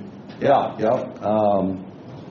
And so that's coming along real good. And then also May 28th at 2 p.m. is going to be a dedication at the B-17 Memorial, which is north of, if you've never seen this, the best way to get there is you use the Maxwell Road, make a left at, there's a sign at Iowa Center that says City Hall. It's on an old building, and just turn there. It's about 2 miles down that road. Yep. I finally found it. And it's a stone down there with a plaque on it right now. So that's kind of where we're at. Also, board, you got a copy of our stats here for all of last year and this fiscal year. To point out something, it's interesting. I was looking back. I looked at the last 3 out of 4 years. We've been between 21 and 23% of the budget spent at this particular time, right on track somehow. So I wanted to point that out to you. And looks like we're averaging this fiscal year 102 veterans, and most of those are for federal benefits. Well, with that said, Pat, you have anything to add? About the only thing I have to add is I want to thank you for supporting us. And also, when you added the 2 new commissioners, they were younger, and they have lots of great ideas, and all of a sudden we're on Instagram. Even my daughter called me and asked me, why are you on Instagram? But anyway, we're there in order to report things that's going on, and that's one way to contact the younger vets, especially the ones at Iowa State, and because if you notice in his report, you don't have too many people coming in for benefits. And so they have ideas about maybe having a support day for them too, like we do with the Vietnam and the World War II and Korean War veterans. So. Well, I so appreciate the makeup and the enthusiasm of your entire board, and I really like that we have multiple demographics represented, and that you guys all do kind of push and pull each other along in certain ways, and I just think it's cool. Plus, that having Lynn on Instagram is the greatest thing ever. So. Yeah, we spent a little time in our last commission meeting educating everybody about this, so I think we got everybody on board. Thank you guys so much. Morris, Marty, anything? Nothing. It was just, you get to make decisions up here. We just came out of several pretty deep dive conversations, but one of the things I had said there, and just in taking into light what your organization does, is the fact that we brought Aaron Rewerts in on a half-time basis, giving Brett the flexibility to step out in the community and yet still handle the walk-ins. And frankly, the office was getting too busy for you to do both, and we decided that we were putting Aaron in there, and I hear good things from a number of people. The commission clearly is active and trying to identify everybody out there. And just keep doing what you're doing. Absolutely. And I'll just point this out because Aaron rightly gets a lot of credit and has been a huge help. But it was more than that. We also got part use of several support staff members that you did not have before. Right. And I just feel like, so we've got this great VA commission, we've got this unbelievably good VA director, and now we've put him in a position structurally to really be able to do what you guys are supposed to be doing. And I just think it's outstanding. Yeah. Like you say, the service, I mean, right now there's people there to greet veterans as they come in. Erin's doing a great job. She's been in long enough where she can get frustrated because working with the VA, it's like we're in a fast-paced environment in our office with things, and then it goes into the mail, and then we go in this slow, I mean, up to 4 years sometimes before that actually gets done. So every once in a while I can see where she's feeling the frustrations. Don't let her kid you, though. She dealt with that with Social Security decisions for years where it takes forever. Yeah. Outstanding. Laura, anything? I want to thank you that I see that we now have the Veterans Affairs agenda also appearing on kind of our group page for agendas and minutes. Yep. So thanks for asking or getting, whoever did that, thank you very much. Yeah, Melanie's doing that for me and getting that all out there for everybody to see. So let me know if there's any problems with that. But, no, but it was, thank you for the, it was nice. Outstanding. Thank you, guys. Pat, thanks. Guys. You're welcome. Lynn, good to see you. All right, next is Child Serve Annual Report. Still morning. I wasn't convinced when we started we were going to get to you still morning. Well, thanks for having me. My name is Rochelle Flory, and I'm the program manager out at Child Serve. Our mission is to help children with special health care needs live a great life, and our vision is to provide the best care that we can for those children and families. Statewide, we serve over 4,000 children. In Story County, we serve right around a little over 700. So lots and lots of children with special health care needs that we're trying to improve their life and quality of life in the future. We recently went through accreditation process, and we did reach the 3-year accreditation with CARF. So we're pretty excited about that. We have nothing to improve on other than finding our own ways to improve. So we got no deficiencies. Wow. Great survey. So pretty excited about that. Currently, Child Serve Ames provides 6 core services. So I'm going to kind of move back just to Ames. Focus on that community since it's Story County. We have, again, 700 children across Story, Boone, Marshall, Hardin, Webster, Greene, and Polk counties. We serve Polk County up through about the Ankeny area. We don't go much further than the Ankeny, then our Johnston location takes on those children. So our 6 core services, the first one is child care. So we are currently receiving asset funds, child care assistance for those families. The asset funds support between 6 and 8 families a year. We also receive DHS funding for our child care center as well, and that provides assistance to about 12 to 15 additional families. Our number enrolled currently is 104 children. We are licensed for 116. So we're looking at, opening enrollment for another infant room here in the next few months. Outpatient therapy, that focuses to provide pediatric therapy for children with special health care needs, and we partner with the primary care physician and the family to reach those goals for each of the children. We currently have enrolled 396 children in our therapy programs, a variety: speech therapy, occupational therapy, physical therapy, adaptive equipment, social skills group. We started a feeding clinic so that a dietitian and an occupational therapist and a speech therapist can work with families where their children are having feeding and swallowing issues. So that is something new that we just started in the last few months. And we've also started concussion therapy and attention skills therapy with the metronome system. So a lot growing there in our outpatient therapy. It's our fastest growing service. Another new program that we started, a core service, is Day Health. This program features integrated therapy, nursing, and early intervention, skill development for children that are Medicaid eligible, and they have a special health care need. We serve that child through 6 years of age. So it's the early interventions that we're focusing on. Amazing results and outcomes we are seeing with that program. There's 2 different programs within that service line. There's a medical day health program that focuses more on nursing, ventilator, the more extreme medical cares. And then we started an autism preschool program this past fall. We have 6 children currently enrolled, and it partners with Northwood Preschool as well. So, we start at age 2. So we're starting that early intervention. We're hoping in the next couple of years we'll see great progress in those children as they move into Northwood and then move on into the community schools. Amazing results and outcomes that we're seeing in those 2 programs. Another program is our Dehabilitation. It assists and supports individuals in developing and maintaining their life skills needed to live on their own while increasing integration in the community. We only have a summer program for our Dehabilitation. We are currently serving between 10 and 15 teens. So we start our program at age 16.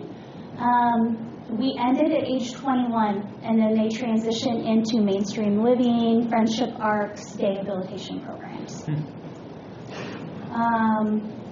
Supported community living, it provides services to children to build skills, reach goals, and increase independence in their home and in their community. Again, a wide range programming, individualized for each child. We serve 64 children currently in that program. We try really hard to keep the children in their home community. So if they live in Maxwell, finding things that they enjoy in their community. Volunteering opportunities within their community, not bringing them always to Ames to get that. Respite gives families a break, which the families need. We are currently enrolled with 118 children in our respite care. Number of services within respite. We provide it in their home, but we also provide it in our center out on Dayton and 13th Street. We do that 3 weekends a month where the families can drop their child off on a Friday night and pick them up on a Sunday. It gives them a break. It gives the kids an opportunity to integrate with other children, gain social skills, get out into the community with our staff, learn cooking. We have them cook on those weekends. They do their laundry on those weekends. So a lot of living skills that they're learning and a break for the family. Summer services begin June 4th. They are, going through August 10th this year. We have a camp program for our elementary age children. We have the day hab program for the teens. In the fall, we always host a community carnival event just to give the community a chance to come see our space. We are currently undergoing a playground renovation. Again, we've been in the Ames community or Story County for 18 years. Our playground has seen its better days. It's unsafe, and so we're doing our best to raise funds to provide, better surfacing. And that's really our only focus is drainage, surfacing and fencing. So things that you have to have in order to run a child care program and to serve 700 kids in our community. So that's our current project. Probably our biggest challenges is the new managed care organizations. I'm not even going to go down that road with you guys, but last year I did apply for asset funding for our respite and supported community living programs so that when the children lose the managed care support, they can get that support from the county. It is short-term or long-term, but at least it's another funding source that we can reach out to get those needs met. Well, allows you to continue to provide the services even when funding becomes uncertain, which sadly has become the reality for a county board of supervisors to try to fill that funding gap in our current. So thank you. Well, and thank you for what you're doing. Loris, Marty, questions or comments? No, I would have to say I knew it was an expansive program. What I wish we had a PDF that I could have, instead of listening to it, could have read it, but there's a lot of things I already knew were there. Okay, good note. Next time, a year from now when you come, good PDF with the report on it will be out there. Perfect. Loris, anything? Just thank you. I think we're lucky to have Child Serve here in the community. Yep. You serve a very unique population, so many needs. And thank you for your staff. Take that and back. we're falling into the same boat as many of these other organizations. We ran out of space. What are we going to do in the future? So. Well, thank you so much. Yep, thank you. Absolutely. Next, consideration of minutes from April 3rd. Move consideration as presented. Second. Motion is second. Chitty. Aye. Olson. Aye. Sanders, aye. Consideration of personnel actions as listed board. Move as presented. Second. Olson. Aye. Chitty. Aye. Sanders, aye. Personnel action items passed. Consent agenda, just a reminder that we are not considering item, well, what is that, 19, which is the SciViz Labs deal with Tedesco, looking at economic impact analysis, but everything other than that. I would like to just pull 22, the ISU design for Telk signage. Sorry, Ryan, on this. It's just a little thing. Okay. I would move that we approve the consent agenda as presented with the exception of the ISU design for Telk signage. Second. Motion and a second, noting 19 and 22 are not 19 part and of 20, it. sorry. Yep. Olson? Aye. Chitty? Aye.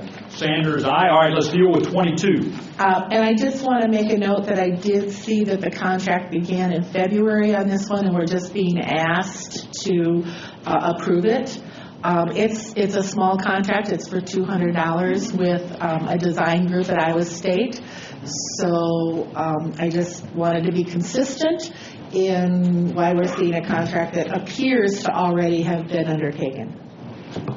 I honestly would have to check on that date for you. I'm not sure why. Sorry. Yeah, I emailed Mike the what? other one. I'm sorry, I forgot this one. Yeah. So. And Laura, if it's okay, let's go ahead and get this approved, and then let's make sure we talk about it next week when Mike's here Sounds to good. talk about the other. Yeah, Okay? So would you make that motion? I would move that we approve the ISU design contract for the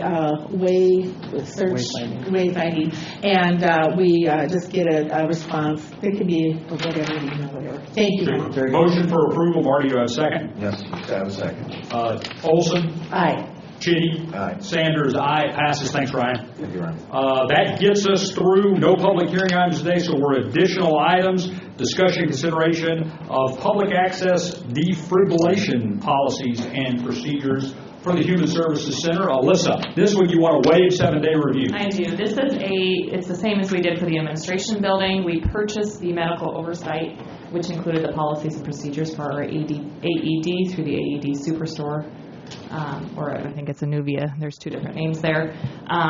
There isn't really anything to change, so there's no reason to We're just copying what we already have here. Absolutely. All right, any questions, or can I have a motion? Move consideration of public access to regulation policies and procedures for Human Services Center out for a 7-day review. No Waiving 7-day waiving- review. Yep. Waiving the 7-day review. I will second. All right, we have a motion and a second, waiving 7-day review. Further discussion? Cheney? Aye. Olson? Aye. Sanders, aye. It passes, no 7-day review. Now, let's see here, Darren comes next with the 5-year road calendar, which we've had a chance to talk about, and now is our date to get it submitted. Morning, Darren. Yes, thank you. Darren? We held our work session, and I put it on for additional items just to see if there was any additional comments before we finally approve it. It is due into the DOT by April 15th, so I do need action on it today. The budget, DOT budget was on the consent agenda, so that was pretty well set in stone. So with that, let me pull up my...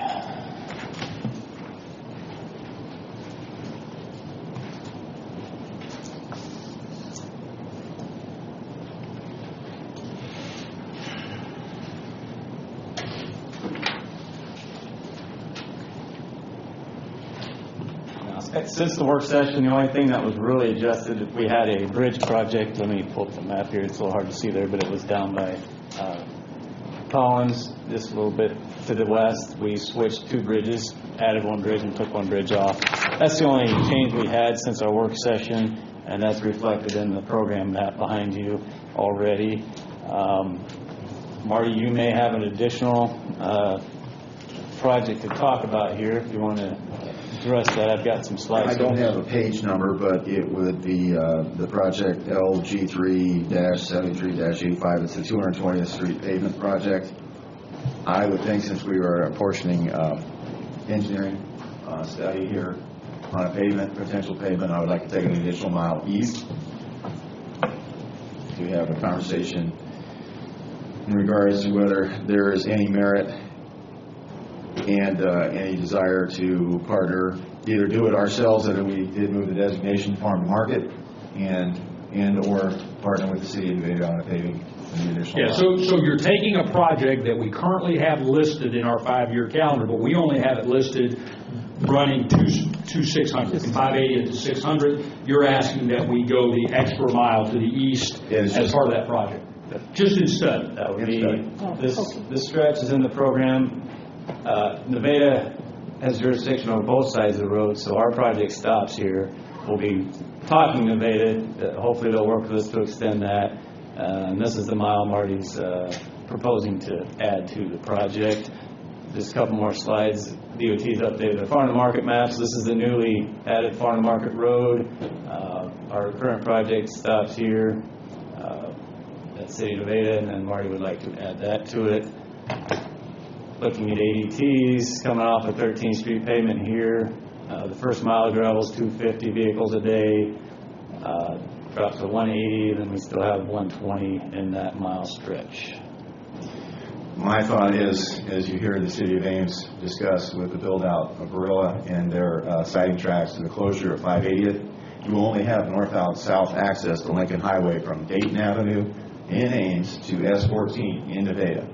I suspect this road traffic is, Darren can tell you, it's a heavily traffic farm road that gets tore up with the heavy equipment, and it is already used as a intermodal between Ames and Nevada anyway.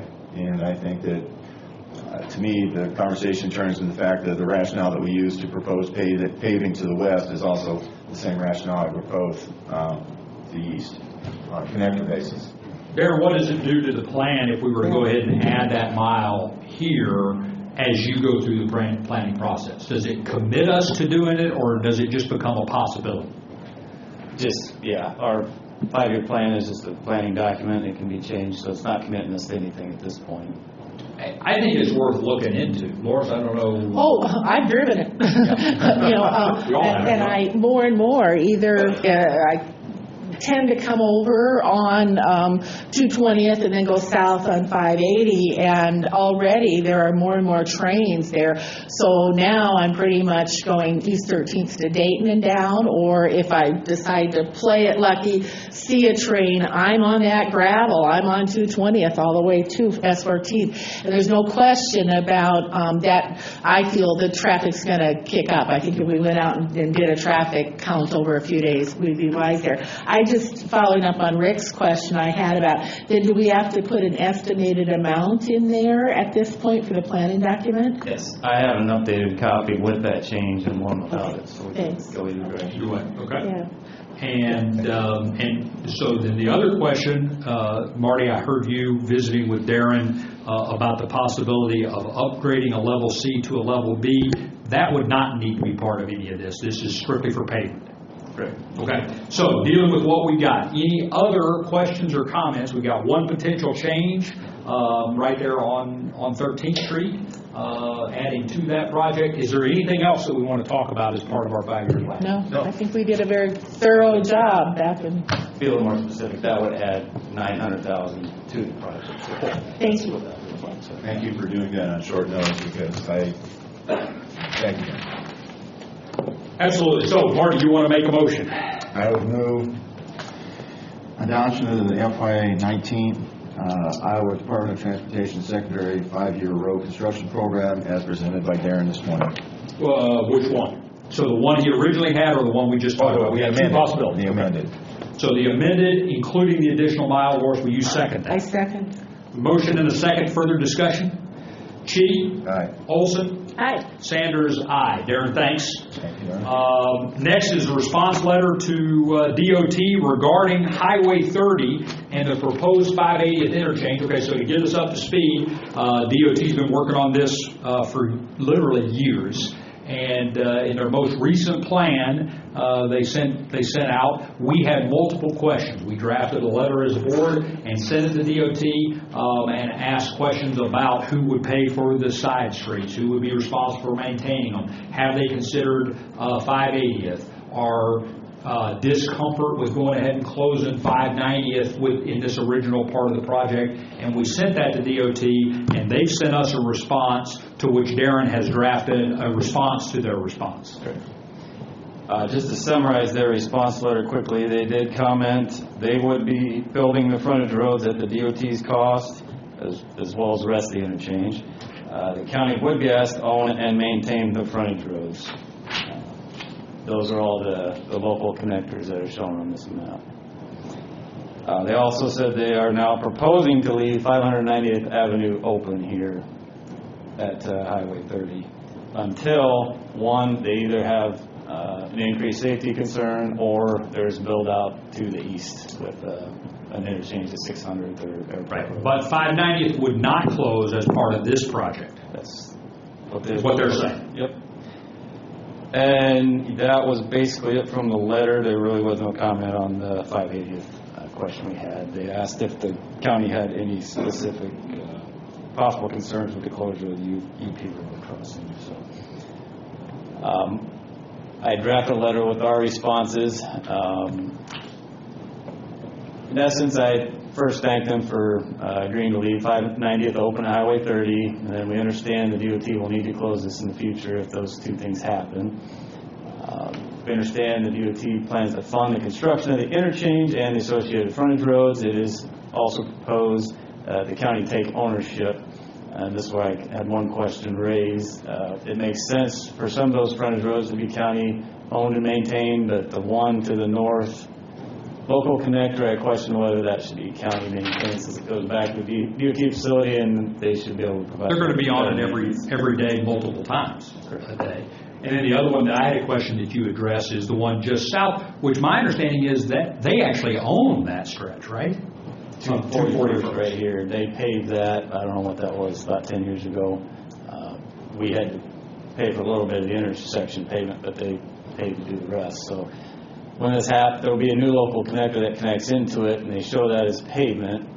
So who will maintain this that's currently maintained by the DOT, and then who will maintain the local connector that connects into it?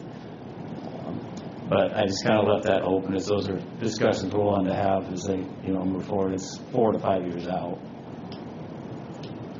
Yeah, so just off the cuff here, I would have real interest in seeing if DOT would be willing to maintain from Lincoln Highway down the back road that, Loris, you had the safety concern not too many months ago. 566. 566, down 566, all the way around to the new local connector. And if they take that one, then we pick up 241st, which means that we have to have somebody go down in there and turn around. Yeah, that's something I'd be more than willing to City Main has annexed about half of that down, about half a mile. Okay. That gravel road, but in our maintenance agreement, we still maintain it for the City Mains. So. Which now, since we're not doing anything on Lincoln Highway anymore, it's even more problematic for us. Right. So yes, that's something that can be proposed. And the only other thing I was questioning was this local connector, whether you put that in now since they're leaving this open at 590th. I kind of left it as, if DOT's willing to pay to put it in now, we might as well let it go in now, and we'll probably take over the maintenance on it. Okay. Questions or comments on the proposed draft letter?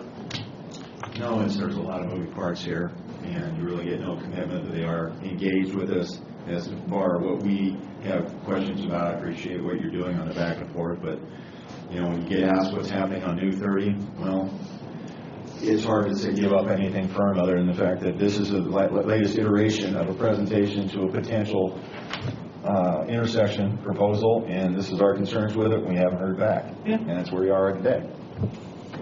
But I just want to point out, I'm appreciative that DOT was actually responsive. Many times, you don't get quite this level of responsiveness out of them. I think they were really responsive to our concerns and have presented something that, while we've still got some details to work out, seems to be pretty workable. The reality is something's got to give there at 580th. The 580th Highway 30 interchange, it absolutely needs to be a controlled access.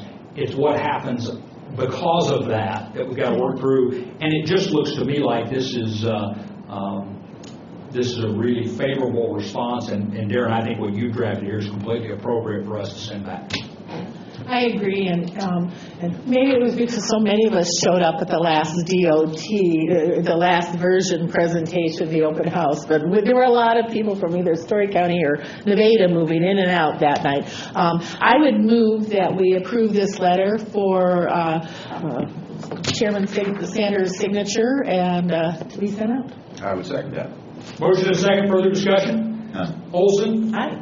Chitty? Aye. Sanders, aye. Darren, thanks very much. We're going to take a 5-minute recess, and when we come back, Marty, you'll have the helm. Okay, copy. You can swap that out with the other one. All righty. So we are going to,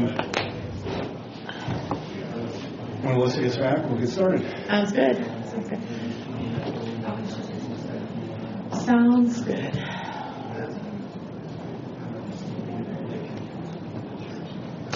I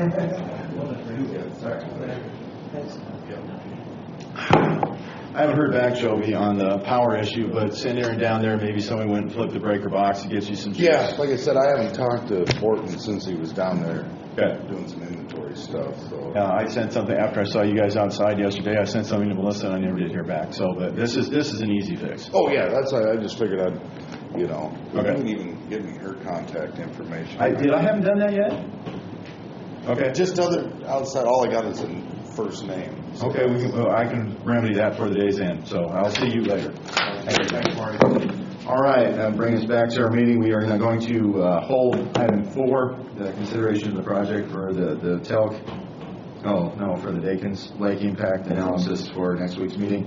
Brings us to Alyssa, and item 5, discussion and consideration of the Delta Dental renewal in addition to the to-go benefit. Alyssa, take it away. Good morning again. Good morning. We're in that time where we get all our renewals for our benefits. And Delta Dental came back and they have an add-on benefit that we can put on our plan. It's called the to-go benefit. It would allow employees to carry over that annual max and whatever they don't use next year. So I am recommending that we do add that. We are self-insured for our dental. They say it will be approximately, we anticipate about 2% of claims. So I did take a look at that. I also, every time with our renewal, Delta Dental will give us suggested rates based on our claims. I am recommending that we do decrease our current rates. When we went to self-insured a year and a half ago, we used our fully insured rates. It is 1 year, the rates will cover the claims, and next year they won't, but it kind of works itself out with dental. So I am recommending that we use the actuarial-based suggested rates from Delta Dental for this, beginning this fiscal year. That's all outlined in that letter. I would so move that we accept that as presented. We accept Alyssa's recommendation as presented on dental. I second that. Olson? Aye. Chitty? Aye. Brings us to item 6, discussion and consideration of holiday policy for 7-day review. The next various items on the agenda are in response to, and you approved the union contracts in your consent agenda earlier in the meeting. Some of the items are being moved to the employee handbook. So these, what I did is I took a look at all the contracts, and now I'm making a few minor suggested changes. These are new policies. The way the county has operated in the past, we've always had an employee handbook. We have not had the personnel policies that typically you take to derive your employee handbook from. So we're kind of working a little bit backwards here. But the first policy would be the holiday policy. I do want to just make note, the only change to the current handbook would be that the employee would be paid at the overtime rate for hours worked on a holiday. So if we have a situation where we need to bring our employees in, it would be considered automatic overtime. Okay. Whereas in the handbook right now, it would just be figured into the 40-hour work week, and depending on what else they work that week, it'd be determined whether it's overtime or not.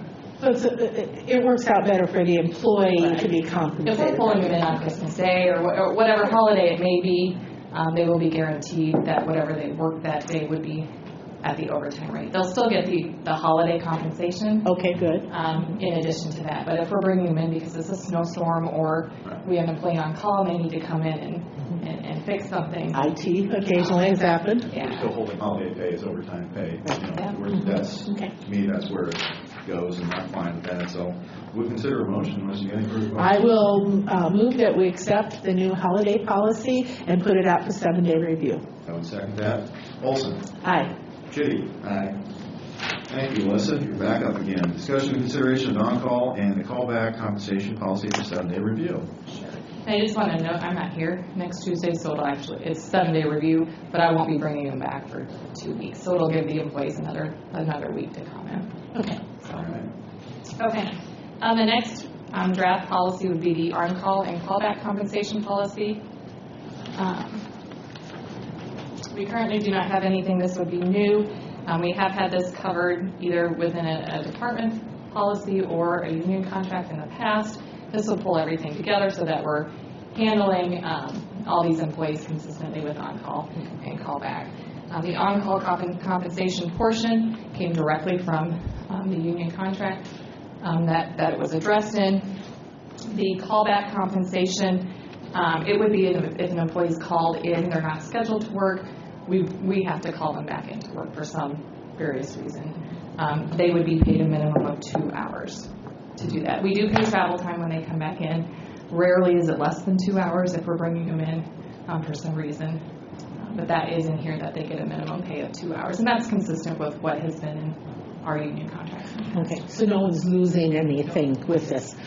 I would move that we accept the on-call compensation policy that is now presented to go into the handbook and put it out for 7-day review. I want to just make one comment. It's at regular rate. There were some differences. Some were paid at regular rate, some were paid at the overtime rate. But this policy says we will pay them 2 hours at their regular rate. Okay, so that may be a change for a little bit of a change. It won't impact a lot of them. A lot of them are working more than 40 hours a week. And it's just norms all the departments. Yep. Yeah, it doesn't call anybody out special. It just says this is our policy, this is how the employees in Stark County are held, which I think that's where we were trying to get to anyway. I would second that. So, Olson? Aye. Chitty? Aye. Thank you. Number 8, discussion of consideration of overtime compensation policy also for 7-day review. Okay.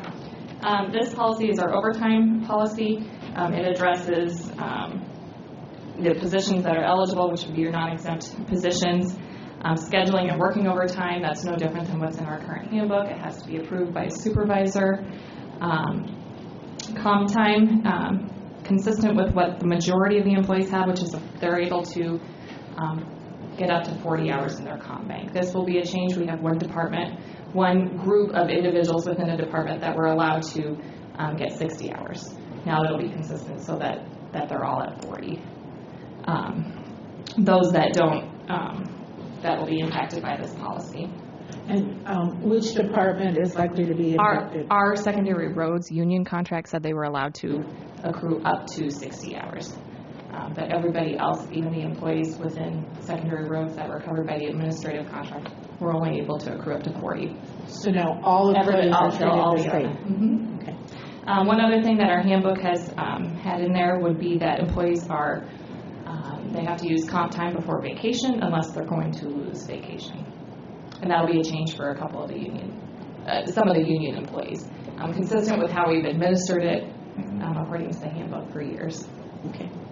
The only comment I have, you've got a couple of typos in this one. Okay. So I would move that we approve this overtime compensation policy as being presented today and put it out for 7-day review. Second, Olson. Aye. Keating, aye. Number 9, discussion and consideration of paid leave policy for 7-day review. This policy addresses your bereavement leave or your funeral leave, jury and witness duty leave, and voting leave. It is consistent with what's in the current handbook. There were some differences amongst the union contracts, so now we're all bringing them in, so all these employees will be handled the same. Under bereavement leave, the 40 hours for a immediate family member, it's more descriptive. The son-in-law and daughter-in-law were not in our handbook, but we administered it that they received 40 hours, so that I did make that change. In addition to what's current practice in our handbook, included in this policy would be 8 hours may be granted to an employee when attending a funeral service for an employee's aunt or uncle. Some of the contracts had some provisions in there for an aunt or uncle. It's been brought up in the past, so it was put in a draft for your consideration. Okay. Well, I like trying to keep as much as we can in for any employees. So I'm sorry, what do we have as far as who might be losing something? In terms of what's different, yes. I believe the administrative contract that's been in force for 2 years, I have to double check this, I believe they get 3 days for an aunt or uncle, up to 24 hours. And has that been used a lot? It would be through the various departments. Various departments, I'm not aware of that. Okay. But that's the only, our secondary roads contract, the only thing was listed was the son and daughter-in-law, but we administer it for 40 hours, which is reflected in the new policy. Which they were getting. All right. Checking with our peer counties. Yeah, it varies on what they do. I mean, some of them they don't go down to they don't even cover aunt or uncle. They don't go down quite that far. Okay. There are some entities and some agencies that give you just a block of time a calendar year, like you get 11 days, regardless of how you use it. That's what you have. We don't administer it that way, and we haven't, mainly because you don't know. I mean, an employee could have both parents, they could have a sibling, they could have a child in the same year. So this is how we've administered it, instead of just giving the employees a set number of days per year. Thank you. I know we aren't to the end, but as the decision was made to move many of these to the policy handbook of things that had been in the contracts before, I know that the staff, some staff covered by the contracts had some concerns.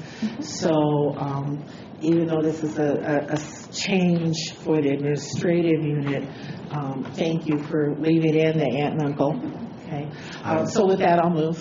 I'd just say I look forward to seeing what we get back on the review. Comments. Yeah, on the comments there. So I think maybe your concerns will get fleshed out or not. Or not. Yeah, it's difficult to have a policy that that covers everybody in every situation that they would encompass. But I think this does a good job of giving them the time they need to grieve and attend those funerals. So I will move the paid leave policy as presented and wrong one. It's a sick and leave policy, right? Or Paid leave policy. Paid leave policy as presented and out for a 7-day review. Second, Olson. Huh? I seconded Olson. Yeah, aye. Sorry. A motion here from the side. Yeah, okay. Okay, we good? We're good. We're on board. Okay, right. Thank you. Number 10, discussion and consideration of the revised classification and compensation policy, and putting it out for a 7-day review. Yes, one of the items that we needed to address in the current contract, we have a supplemental pay provision. So in our administration contract, our maintenance techs received, if they had a electrical license, they received an extra amount per hour for having that. It's not a requirement in order to hire them, but if they do have that electrical license and we employ them, they're able to provide different services for us than as opposed to purchasing from a contractor. Correct, from a contractor. And so it is a benefit to the county. If we have an employee that comes in, we can't get them certified or to gain that license, but they happen to work for us because of that. To make it consistent across various departments and offices, I have had some requests that there are some positions that they have certain certifications or go through certain training, and of the individuals, there's one in their department that can provide this because of a training or certification that they have. The other individuals in that classification do not. So they have asked, is there a way to compensate that employee for having that? And that is drafted in this policy under supplemental pay. The figures are, in our current contract, the electrical license was $1 extra. In order to encompass some other things, I did suggest we do $1 for regular. If they hold a licensure in a master's trade, it would be an extra $2. And there is benefit, obviously, for the county if we employ individuals with those licenses. Well, I believe Joby was a licensed electrician that we did. I don't know how much money he saved us by having him here to do things. Correct. And we currently don't have anybody to fill that void. But exactly. And so the fact that if we were onboarding somebody that has this, we would be well served to get it as opposed to go out and have somebody bring in from the outside. So. And just to know, this is for non-exempt employees. I can't add a dollar figure differential for exempt employees for type. They typically already have that built into their salary. I would move the classification and compensation policy draft as presented today and to be put out for a 7-day review. I would second that. Olson. Aye. Chitty, aye. Number 11, discussion and consideration of our sick leave policy for 7-day review. The handbook currently has provisions for sick leave, family sick leave. That's everything in here. The addition to the handbook would be the sick leave donation. So what we've seen and what was in our administrative contract was this sick leave donation policy. So traditionally, a lot of your union contracts would have a sick donation bank where employees at the beginning of the fiscal year would donate up, an hour of their personal sick leave, and it would go into this bank.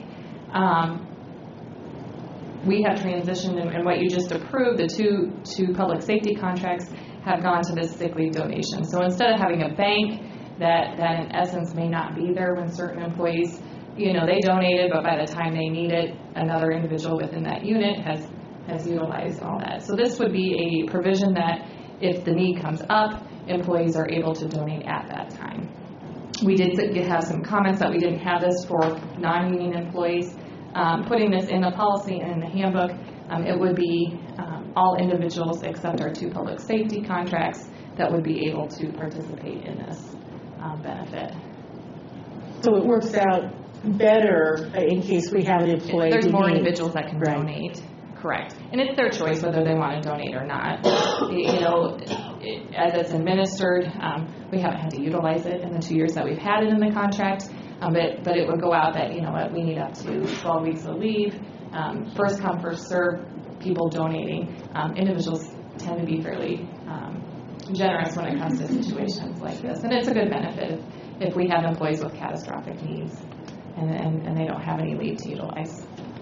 In an instance where there was a donation needed, can elected officials donate, or since we're... You don't have sick leave on the books. Okay. So, All no. right. Or statutory deputies don't either.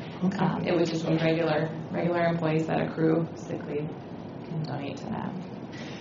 I move that we approve the sick leave policy draft and put it out for 7-day review.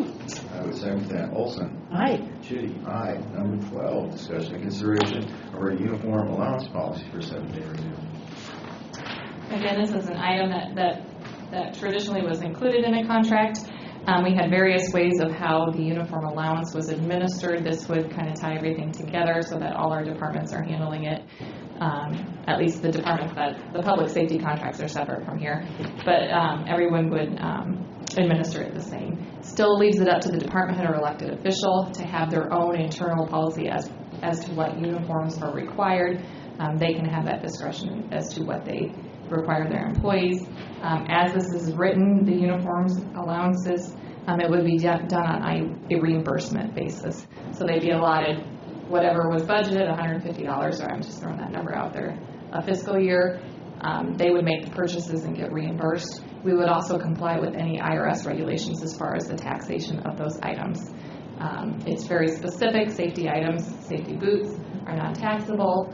If you have other uniforms that can be worn for daily use, whether it's, I think of jeans, those are taxable items, and we need to comply with IRS regulations on that.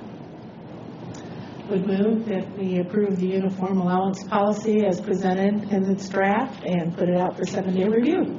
Olson. Aye. No, excuse me. Chitty second. Olson. Aye. Chitty. Aye. Number 13, discussion and consideration of the vacation policy. Correct. This is my last one. I did these all at the same time so that you could kind of go out to employees to comment all at once. Looking at the vacation policy, the actual amounts that are accrued have not been changed from the handbook. The only change would be the accumulation of what you can carry over. We've had some different carryover provisions depending on the contracts. They've been allowed to carry over a little bit more. In this policy is drafted, if an employee's been here 15 years, they can now carry over an additional 20 hours. So they'll have a 60-hour carryover versus the 40-hour. I looked at, our public safety contracts, our deputy contract has some different carryovers. It looks like at 15 years they get to carry over 60, so that's where that came from. And this would allow, we do have employees under another bargaining contract that are allowed to carry over 60. I believe they would be able to continue that instead of having to pay that out at the end of this fiscal year. Okay. So once again, there's no employee that's really losing anything. Well, and they wouldn't necessarily lose anything. They wouldn't be able to carry over quite as many.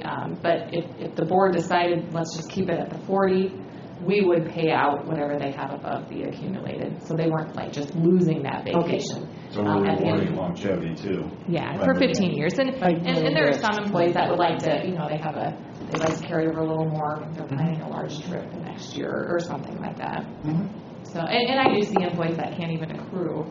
There are some, looking at the leave time, if they're at their max accrual, they just don't accrue. So there are situations where employees are at their max, they're not able to take the vacation at that time. They want to take it a different time of year. So this would allow for a little bit more accrual. It would, if an employee leaves, it is a little bit more of an unfunded liability. We do pay it out when they retire or they leave. So there might be additional dollars that are spent at that point, but they're not accruing at a higher rate than what current So the policy. entirety of the accrual is paid out at the rate they leave at, even while it was earned at a lesser amount. And that's typical of everything. That would be your That's just the fact. I guess that's a fair trade. I mean, we're moving things that in many instances used to be in union contracts. We're bringing them into the policy manual instead. So I think that we want to keep the employees as whole as possible, and we want it to be consistent across the board. And if we are paying out a little extra, they're a really long-term employee. They earned it.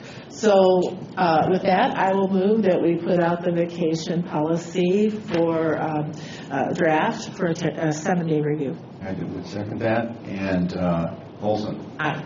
Chitty? Aye. Yes, thank you, Alyssa. That was a lot of work that went really fast, but you did a lot of checking, and I think that was very well done. Yeah. Once we get all done with the policies, there'll be a revised handbook at some point prior to July 1st. I look forward to, so you and Alyssa will be having all these comments sent to you then?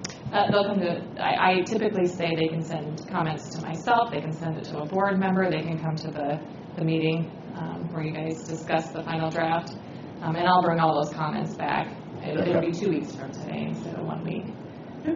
And I'll ask that departments, I'll send the policies out to department heads and elected officials, and then they share it with their employees, so their employees have the opportunity to come and comment also, since it deals with personnel policies.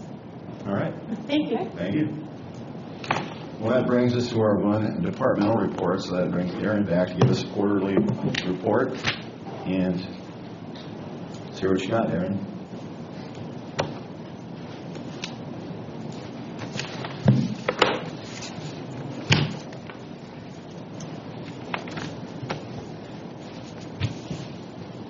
Well, I'm hoping winter's nearly over. It's been a long one. It hasn't been terribly hard on our budget, thankfully. We're still well under our $50,000 budget overtime. We have gone over that many times in the past, so the past 5 years or so haven't been too bad on our budget. We had a couple of picture shows. It doesn't do justice to the depth of that snow. That was a couple weeks ago. We had that 10 to 12 inch snow down south, so we had to call motor graders in on a Sunday. And it was extra difficult because the thawing conditions, the gravel was so mixed up in the snow. Late in the year, we don't want to lose all our gravel off the road, so we have to be pretty careful on how we plow that. So it's really slow going, and you can see all the gravel in the. Usually we throw that snow at high speed and it just goes flying off the road, but we can't do that now. We'll lose all this gravel, so we kind of windrowed it on the side, so when it melted, it kept the rock on the road. I want to comment, we did have some salt delivery issues again this year. We kind of have that bottleneck in Ames, the Sky.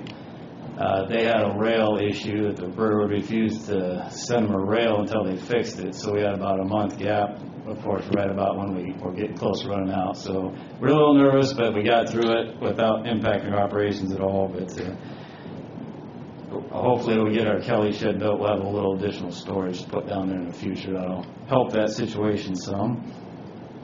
Rock hauling. I guess this picture's put in there. So far, our gravel road conditions have been pretty decent. I don't know if we're through frost boil season yet. Usually we have at least a handful of frost boils every year, and we haven't had them yet, so I don't know if that frost is still down there. This was a road we had to put rock on because it was rutted so bad. That's because we had a project late in the year where we added dirt, built up the road some, so that was expected here. But so far, gravel road conditions are in pretty good shape. Gravel hauling. The blue roads are the far east side of the county is what we're going to haul by contract through Martin, Marietta. This should start sometime the next month. Usually we're starting to haul right about now, but with the weather, they're going to probably hold off a little bit until the roads are a little more solid. And then we'll fill in these gaps here, and then there's 4 miles north with our own crews fill in those gaps. But as I mentioned before, this is the first time that part of the county is going to see limestone, the white rock. Why would that be? I mean, in 2018, why would that be? Why they haven't ever seen it? Yeah. Because we've had this Marshall County gravel pit right here, and it was more economic to haul it closer than, it's a long haul from Martin, Marietta to get here, so it costs nearly as much to haul as this for the rock itself. So it's been more economic to haul out of this Marshall County gravel pit, which is now pretty well dried up. So. Yeah. And there's a lot of sand in that natural gravel material, so especially these roads down here, when we get a rain, they're really sloppy because it's sandy and doesn't have that limestone fines to bind the road together. So I think they'll be happy with what they see. We're putting together some concrete sealing and pavement marking contracts. We need to get these cracks we have in our pavements filled as soon as possible to keep moisture out of it. And we had a couple really low temperatures this winter again that especially our asphalt roads, it shrinks them up and causes these cracking. And it was, when you can see the crack through the shoulder of the rock on the road, you know it's been a severe winter. And there was only a couple times it dipped out a little bit. It really caused a lot of cracking in our pavements. Construction update, it's a little hard to see on this, but the yellow dots are what we're doing this year. There's 3 bridges up here, one down here by Collins, Sandhill Trail Bridge here, and then 2, this is an asphalt overlay on West 190th, and then University's paving the gravel road. So far, we got all projects let except for one, and we've been very pleased with our pricing this year. Everything's come in under our estimate. Good. Yeah, well, we have done well. Yeah, We have done well. The Lincoln 13 Bridge is actually going to start here in a couple weeks. Had a pre-construction meeting last week. The University paving, that was a DOT let project, and that came in at $781,000, and our estimate was $866,000, so we're pretty close to $100,000 under, and that's due to the paving going on the interstate. The same contractors, they're bringing in their portable plant, so we're able to benefit from that again this year. The only project left to let is this Sandhill Trail Bridge right here, and that's let through the DOT next week. Construction project design, we're currently working on plans for 6 more bridges in FY19, and we're starting the survey and design work on 220th Street, just kind of doing some planning ahead on that, and that's the one we added the extra mile on today. So our surveyors are just about done with that, but I'll have them continue an extra mile just in case we're going to do that one as well. And I know we're going to have to start those discussions with Nevada about those 13th Street, their portions, and then this extra mile. So I think you talked to them some, so they're aware it's coming, but I need to just make some more unofficial capacity. Just asked the temperature of what the city administration thought of doing it, and they thought the rationale that was offered up to do the paving up to that point was worthy of pushing out the additional mile. And since it's 3 years out, that gives them a little bit of lead time to go back if they want to. You know, I suspect you will have some outreach. Yeah. And I think that Matt is ready to have that discussion. That's just their additional mile. Because the thing is, they're already in for the north component, north of the tracks, and a half mile. Because as we had it up until we amended today, it was just 1.5 miles of pavement. Because the city admitted is there now to finish it, and I was surprised to hear that additional mile would be less than I suspected. I thought you'd be right at $1 million. You said 900,000.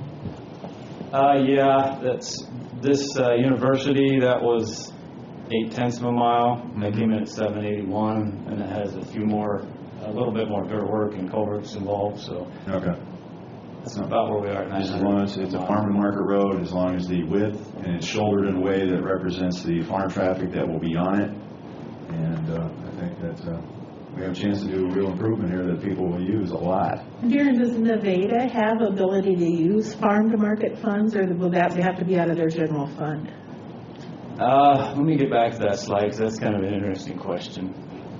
This is the farm to market route. The dark lines are the farm to market routes. This stretch here, that's all city, but it's still a farm to market road, and it's not necessarily city or county. It's just a farm to market road. Okay. We could actually spend our farm to market money all within the city limits. But there is some rules on that. There are really strange rules on how far apart the houses are spaced in the area and stuff. But we haven't had to check into that yet. But this is a pretty rural area, so I think we wouldn't have any problem spending money there if we wanted. This stretch here is all city as well. Even this side is not county. The city annexed both sides of the road. It is not farm to market, so that would take local funds. So we cannot include that in our project. We could this stretch. Even if the city paid for it, we still include it in our project and design it, and they would just have to reimburse us. Okay. This stretch we could not include. We can't legally spend money on a city road. It's not a farm market road. No, it's not our concern. That's city Nevada's. Yeah, I just wondered if there was anything that we could do cooperatively. So, all right, thank you. The fact that they do have their issues going forward, but they like I think it's a very worthy project in the sense that which is going to serve Ames. You're going to see the build-outs and the growth there on this corridor, both on the south side of the tracks and the north side. All you're doing is putting infrastructure in place today for the eventual tomorrow. Moving on, 280th Street Skunk River Bridge closure, had some updates on that. First, the county attorney has been working with the city of Ames on a temporary access agreement to use the city's private road. That's been going on for 3 to 4 months now. I don't think there's been a lot of progress. One thing I've been working on is finding a low-cost fix to the bridge. So we hired this bridge contractor, to come in for $8,000. We had him jack up the bridge, and they cut the existing cap, jack the bridge up, and then you can see this is the broken cap you can see over here. So they removed the cap, and then we spliced in H-pile. It worked pretty good. We didn't know what these condition of the piling were going to be underneath because they were buried by the bridge when it collapsed. Very good condition of those piles, so that was encouraging. The part that didn't work out perfectly was this alignment. The bearing has to sit right on top of this new cap, and so it didn't fit squarely on the other piling, which we can't move. But it was enough to make this work. So our bridge inspection contractors come and looked at it as well, because they're the ones that determine the load posting. So I don't want to make it too public until I was 100% sure, but I'm pretty sure we're going to get this bridge back open in the next month or so. Wow. 2-car traffic. Okay. The existing posting is 18 tons for the lowest posting. I'm guessing we'll be around 5 to 10 tons, so that'll get a car over it, no problem. Yeah. And that doesn't bother me to lower that posting because I want to make it very evident to the farmers that they should not be used. They shouldn't have been using it in the past for those. Most of those loads they've been taking are 40 tons if they were taking semis over it. It was never built for that. Even 50 years ago, it couldn't have taken that. That bridge wasn't designed for that. So the posting will be lower, and we have a couple of repairs we need to do in-house. This is the center of the bridge. The deck is dropped. There's a lot of wood bracing underneath that's getting old and rotten. So that'll be a fairly easy fix. And then the slope is what I've had my most concerns about over the years. It's really steep. They had a hard time even standing on it, so steep, and we've lost a lot of riprap. So it's hard to get riprap under a bridge once it's in place. We're going to try to figure out a way to get riprap under there to protect that slope. But it shouldn't cost as much. It's just difficult to get under there. So for less than $10,000, we're probably going to get this thing back open to car traffic, which will make the city of Ames happy, and maybe that'll spur on that agreement for a permanent agreement for the farmers to use their private road is the goal. Well, $10,000 is great compared to the $1.4 million. We last heard. Right.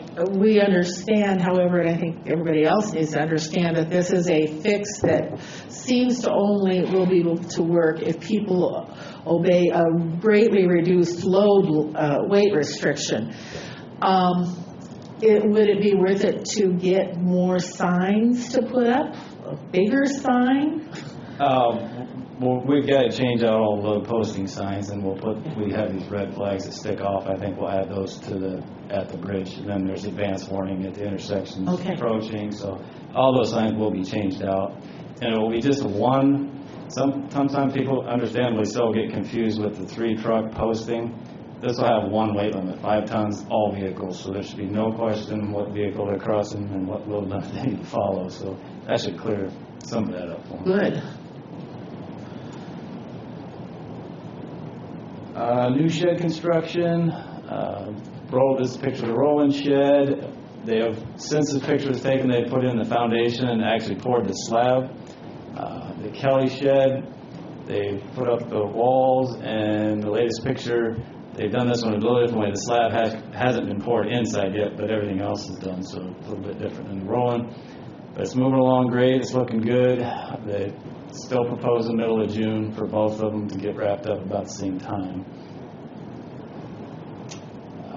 Just a quick update on some road signage issues. This is something that's been a goal of mine for a long time, is to get all of our signs in a GIS system so they're mapped. We haven't had that. The software wasn't the best, but our service bureau in Des Moines for county engineers has developed some new software that's really great. The downside is we had to convert all 9,000 of our signs and put them on the proper place in the map. That took us a while. our sign coordinator did that, so they are all mapped now. So anytime we're missing a sign now, we can just pull up a map and say there should be this sign here. But there is 9,000 signs. You probably won't think there'd be that many, but there's a lot of signs out. We have 1,000 miles of road, so that's been a goal. And now when we go out and do our night inspections, we run this system on a tablet, and when he drives down the road, he has to put down the condition of the sign. It automatically pops up the next sign as he's driving down the road, so he just hits one button and records the condition, so it's a really nice system. While I'm talking about signs, we're doing a couple of signage improvements with conservation here, just to make you aware this is going on. There's a water trail sign plan in Story County. This is Skunk River, and these are all the crossings that are signed for canoe access. One of the changes, we've had these in place for a while, but the DNR is requesting we replace them all, one with the street name, and then they want the number of miles to the next access. And the DNR is paying for all the signs. We just have to install them for them, so that's a pretty good deal. And then some other signage that they require. These are already in place, but they have some updates that we're helping them bring all these signs up to date. These are directional signs that gets you to the canoe access. And again, they're paying for all the signs they want updated, but we're just installing them for them. And then Mike also has that program where he's going to put signs on all the highways for the drainage, where you cross into a new drainage basin. So we're assisting him on getting those signs installed as well. Iowa DOT project updates. The flyover bridge is still being constructed. I think the piers are finally done, and they just need to get the superstructure on the top, and that's planned to be done by this fall. The DOT widening, this is still a long range. It's, I think, at least 4 or 5 years out, but they held a public meeting on it. This is Highway 210. The main thing is all the bridges that go over the interstate will need to be replaced at DOT's cost. And then we have the Heart of Iowa bike trail here. I believe that's a bridge now. I think they have a box culvert proposed to still get the bike path traffic through those new lanes and the existing ones. The bigger change comes a little bit further north here. Again, this is the Ames Water Treatment Plant and the road we were just talking about. This is our road up to this point, and then this is Ames private road through here. They have it in the planning study, so I need to find out if that road's being impacted, because it's going to be needed even more in the future. On the west side of the road, there is 2 homes that are being taken, one on the corner here and then one here, and we will actually lose a segment of road. Will be vacated. We lose a big structure here. I think it's a triple box culvert, so we'll get that off of our inventory if this all goes through. I just wanted to make you aware the impact through that area is probably the biggest. So the road will dead end here, where now it curves around. It'll be dead ended here and just stop there. Did they provide you with any timeline? I haven't had much of a timeline yet. Like I said, I think it was at least 5 years out. Right. But it could get accelerated. Now, we've already talked about the 580th interchange, so I won't go over that anymore. Already discussed 5-year construction program and DOT budget are due next week, so they're both approved, so we'll get those submitted. Pipeline project, the Bakken pipeline, just a quick update. Been waiting on all the work to be completed and all the tower repairs to be done before our consultant, ISG, turns all the data back over to us, and that's the way I want it to happen. I want them to take care of all the problems before they do that. It just keeps getting delayed. I don't know if they're finding more tile issues or what, but the pipeline keeps saying they're coming back to do a few more repairs, so they're just holding on to that data.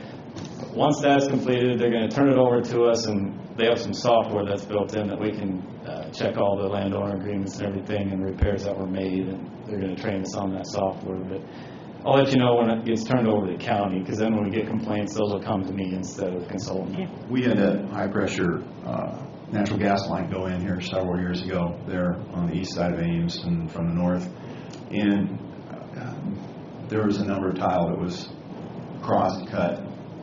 So if somebody suspects that they've got a problem with a tile that's not working right, that they believe that was neither repaired or ineffectively repaired, who would they go to make complaint? At this point, that would come to me. The majority of that pipeline was put in the existing road right away, so they didn't have to follow the processes that the larger pipeline did. So that would come to me. Right. A lot of those tile issues were in an area of the city annexed, around 570th, but then there was probably some more on Lincoln Way that now the city of Ames is annexed. Still, if there's a suspicion, you would be the, I would refer them to you. For now, yeah, have them start with me. A lot of that's been annexed, so if I find it's been annexed, then I'll pass it on to the city. But okay, they can start with me. That's fine. All right, thank you.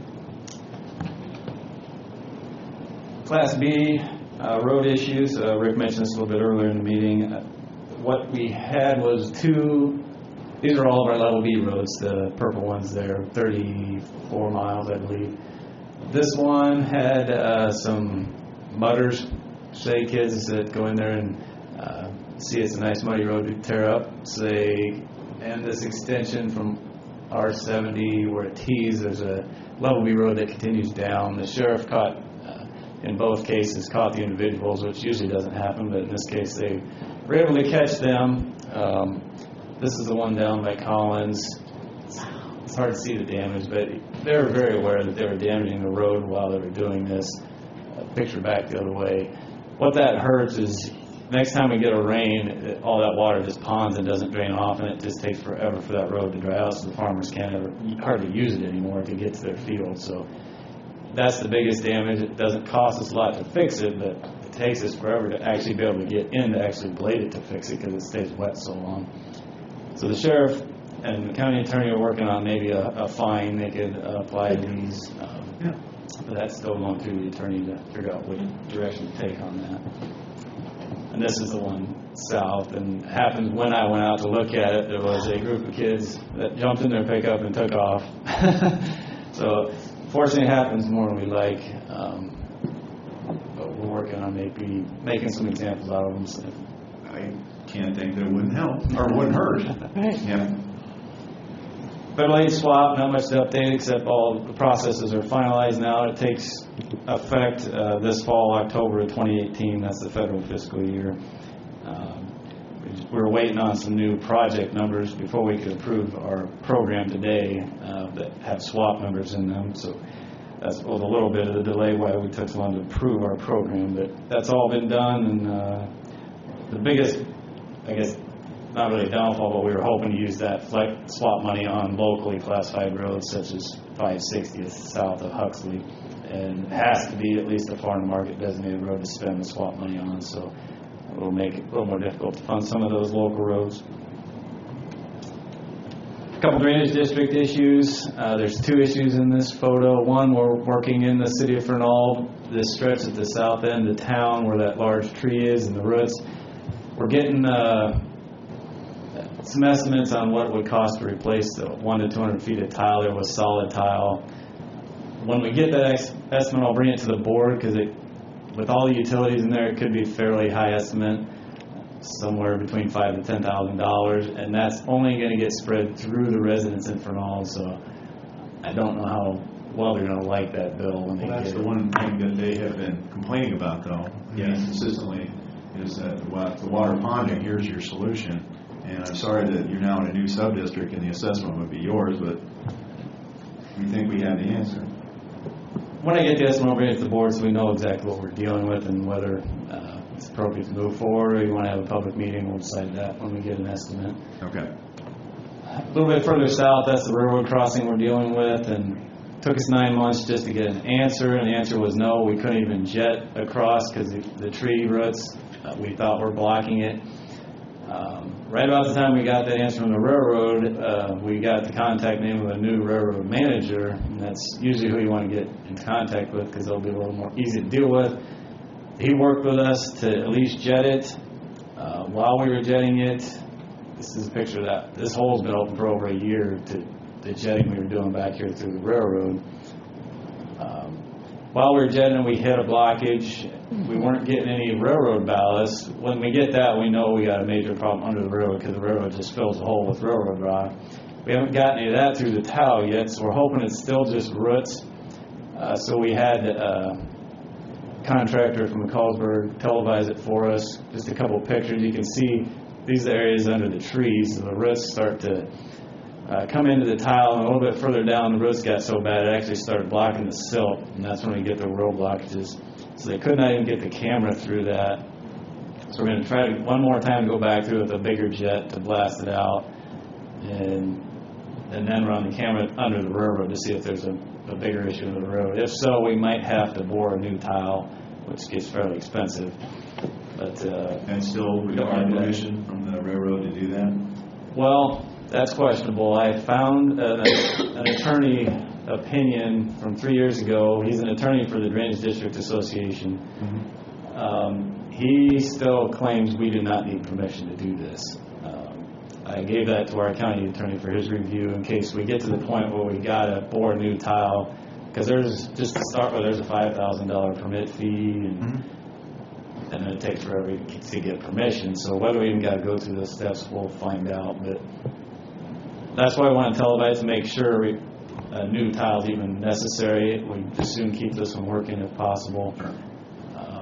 And then it also shows the cracks. It's fairly common in those old tiles, but you can see the crack along the top. But as long as nothing's collapsed, they've probably been that way a long time.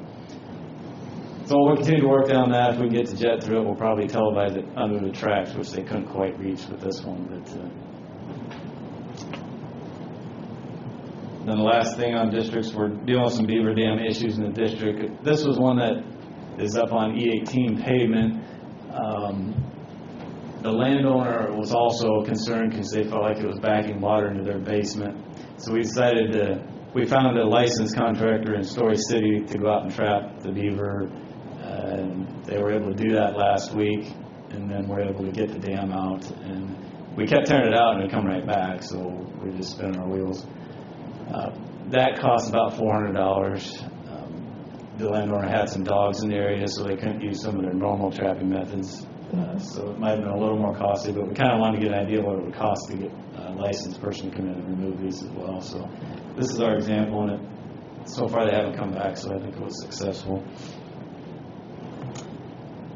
That's all I have. Just a quick comment on our new hires. We've finally got our engineering technician position filled. It was open for quite a while because it's hard to find a qualified technician. Even the new grads all had jobs before they graduated, so we were able to find someone out of Marshalltown that had some experience, so that was great. His name is Stephen Brooks.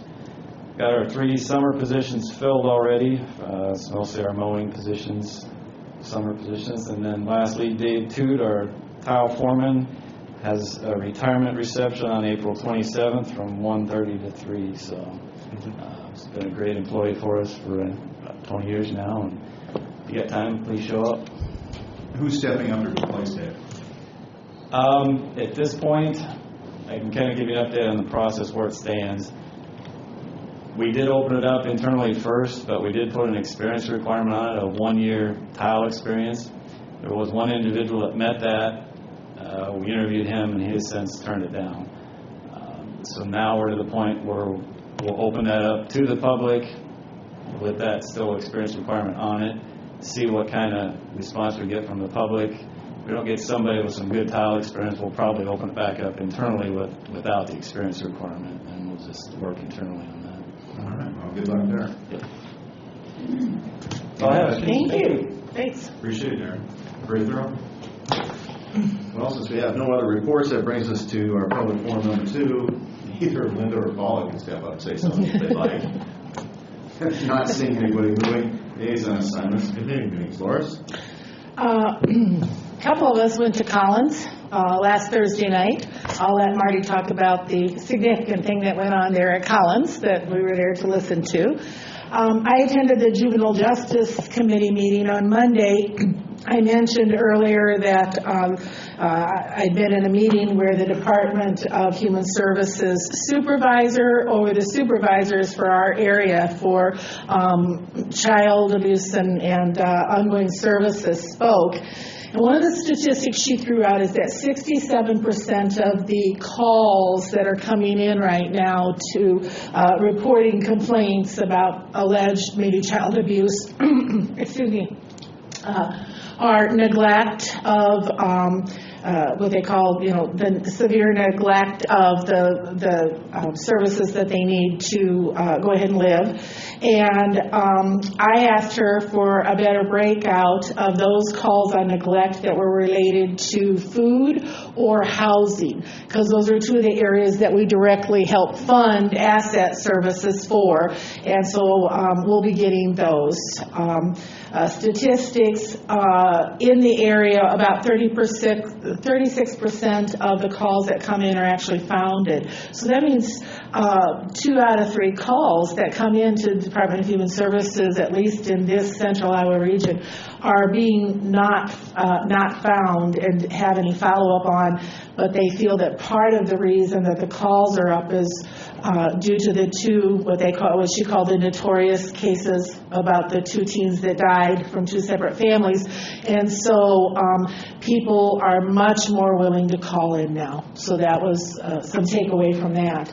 HERDA board met specially just yesterday down in Urbandale. We're going to look at pursuing formation of a 501c3 so we can get some funding grants that are not right now able to come to HERDA because it's a 28E instead. So we'll stay as a 28E. I'll be bringing an amended 28E to you after the HERDA attorney generates one along with some new bylaws, and then they'll go, of course, to the attorneys, our attorneys here. And this week I have Boost, I have SERPTA, also the joint meeting of both the technical and the policy committee, I think is on Monday. And I'll be attending that. And last night I was in Slater, and I brought that up last because there were several topics that came up. One had to do with the fact there's been a lot of burglaries in Slater, down in Slater, Cambridge area. The deputy who was there, we had a pretty significant discussion because 2 of the city council members from Sheldon came up also, and it turns out that one of the people who's a suspect in all of these burglaries is also wanted for attempted murder for pulling a gun and shooting at somebody down in Sheldon. And so there was a discussion about what can local residents do. They think they're back in the area. He was sharing photos with the Sheldon and Slater City Councils. So that was significant. We talked about their EMS services. They're down to 3 EMS technicians, either basic life support, or they've got a couple that are more trained, better higher up on the certification. But that 6 months or 3 months ago, they already had 6, and they're down 3 in just the last 3 months. They only have the 3 now, and so Huxley is taking Slater calls right now for EMT for the most part. And then finally, we discussed a little bit about the E911 going forward because their mayor sits on that commission. And finally, they have a request that I guess was sent to Darren Moon last week. Darren, I'll follow up with you afterwards. They just gave me some more information about requests for a stop sign at a particular intersection. So that kind of takes care of my week past and upcoming. On behalf of the Nevada at large, the school in particular, thank you for the wisdom of making Kevin Cooper your Citizen of the Year last year. Coop is a force of nature. 4 city council meetings: Colo, Rowland, Collins, Ziering. Collins, it was a tortured path to success. They got there. It's something to experience. Local government has done in the different communities. In that sense, Ziering last night made the official announcement they had won a state grant of $100,000 for a bank restoration on their main street, which is a match, and you're likely to see movement on that starting next month.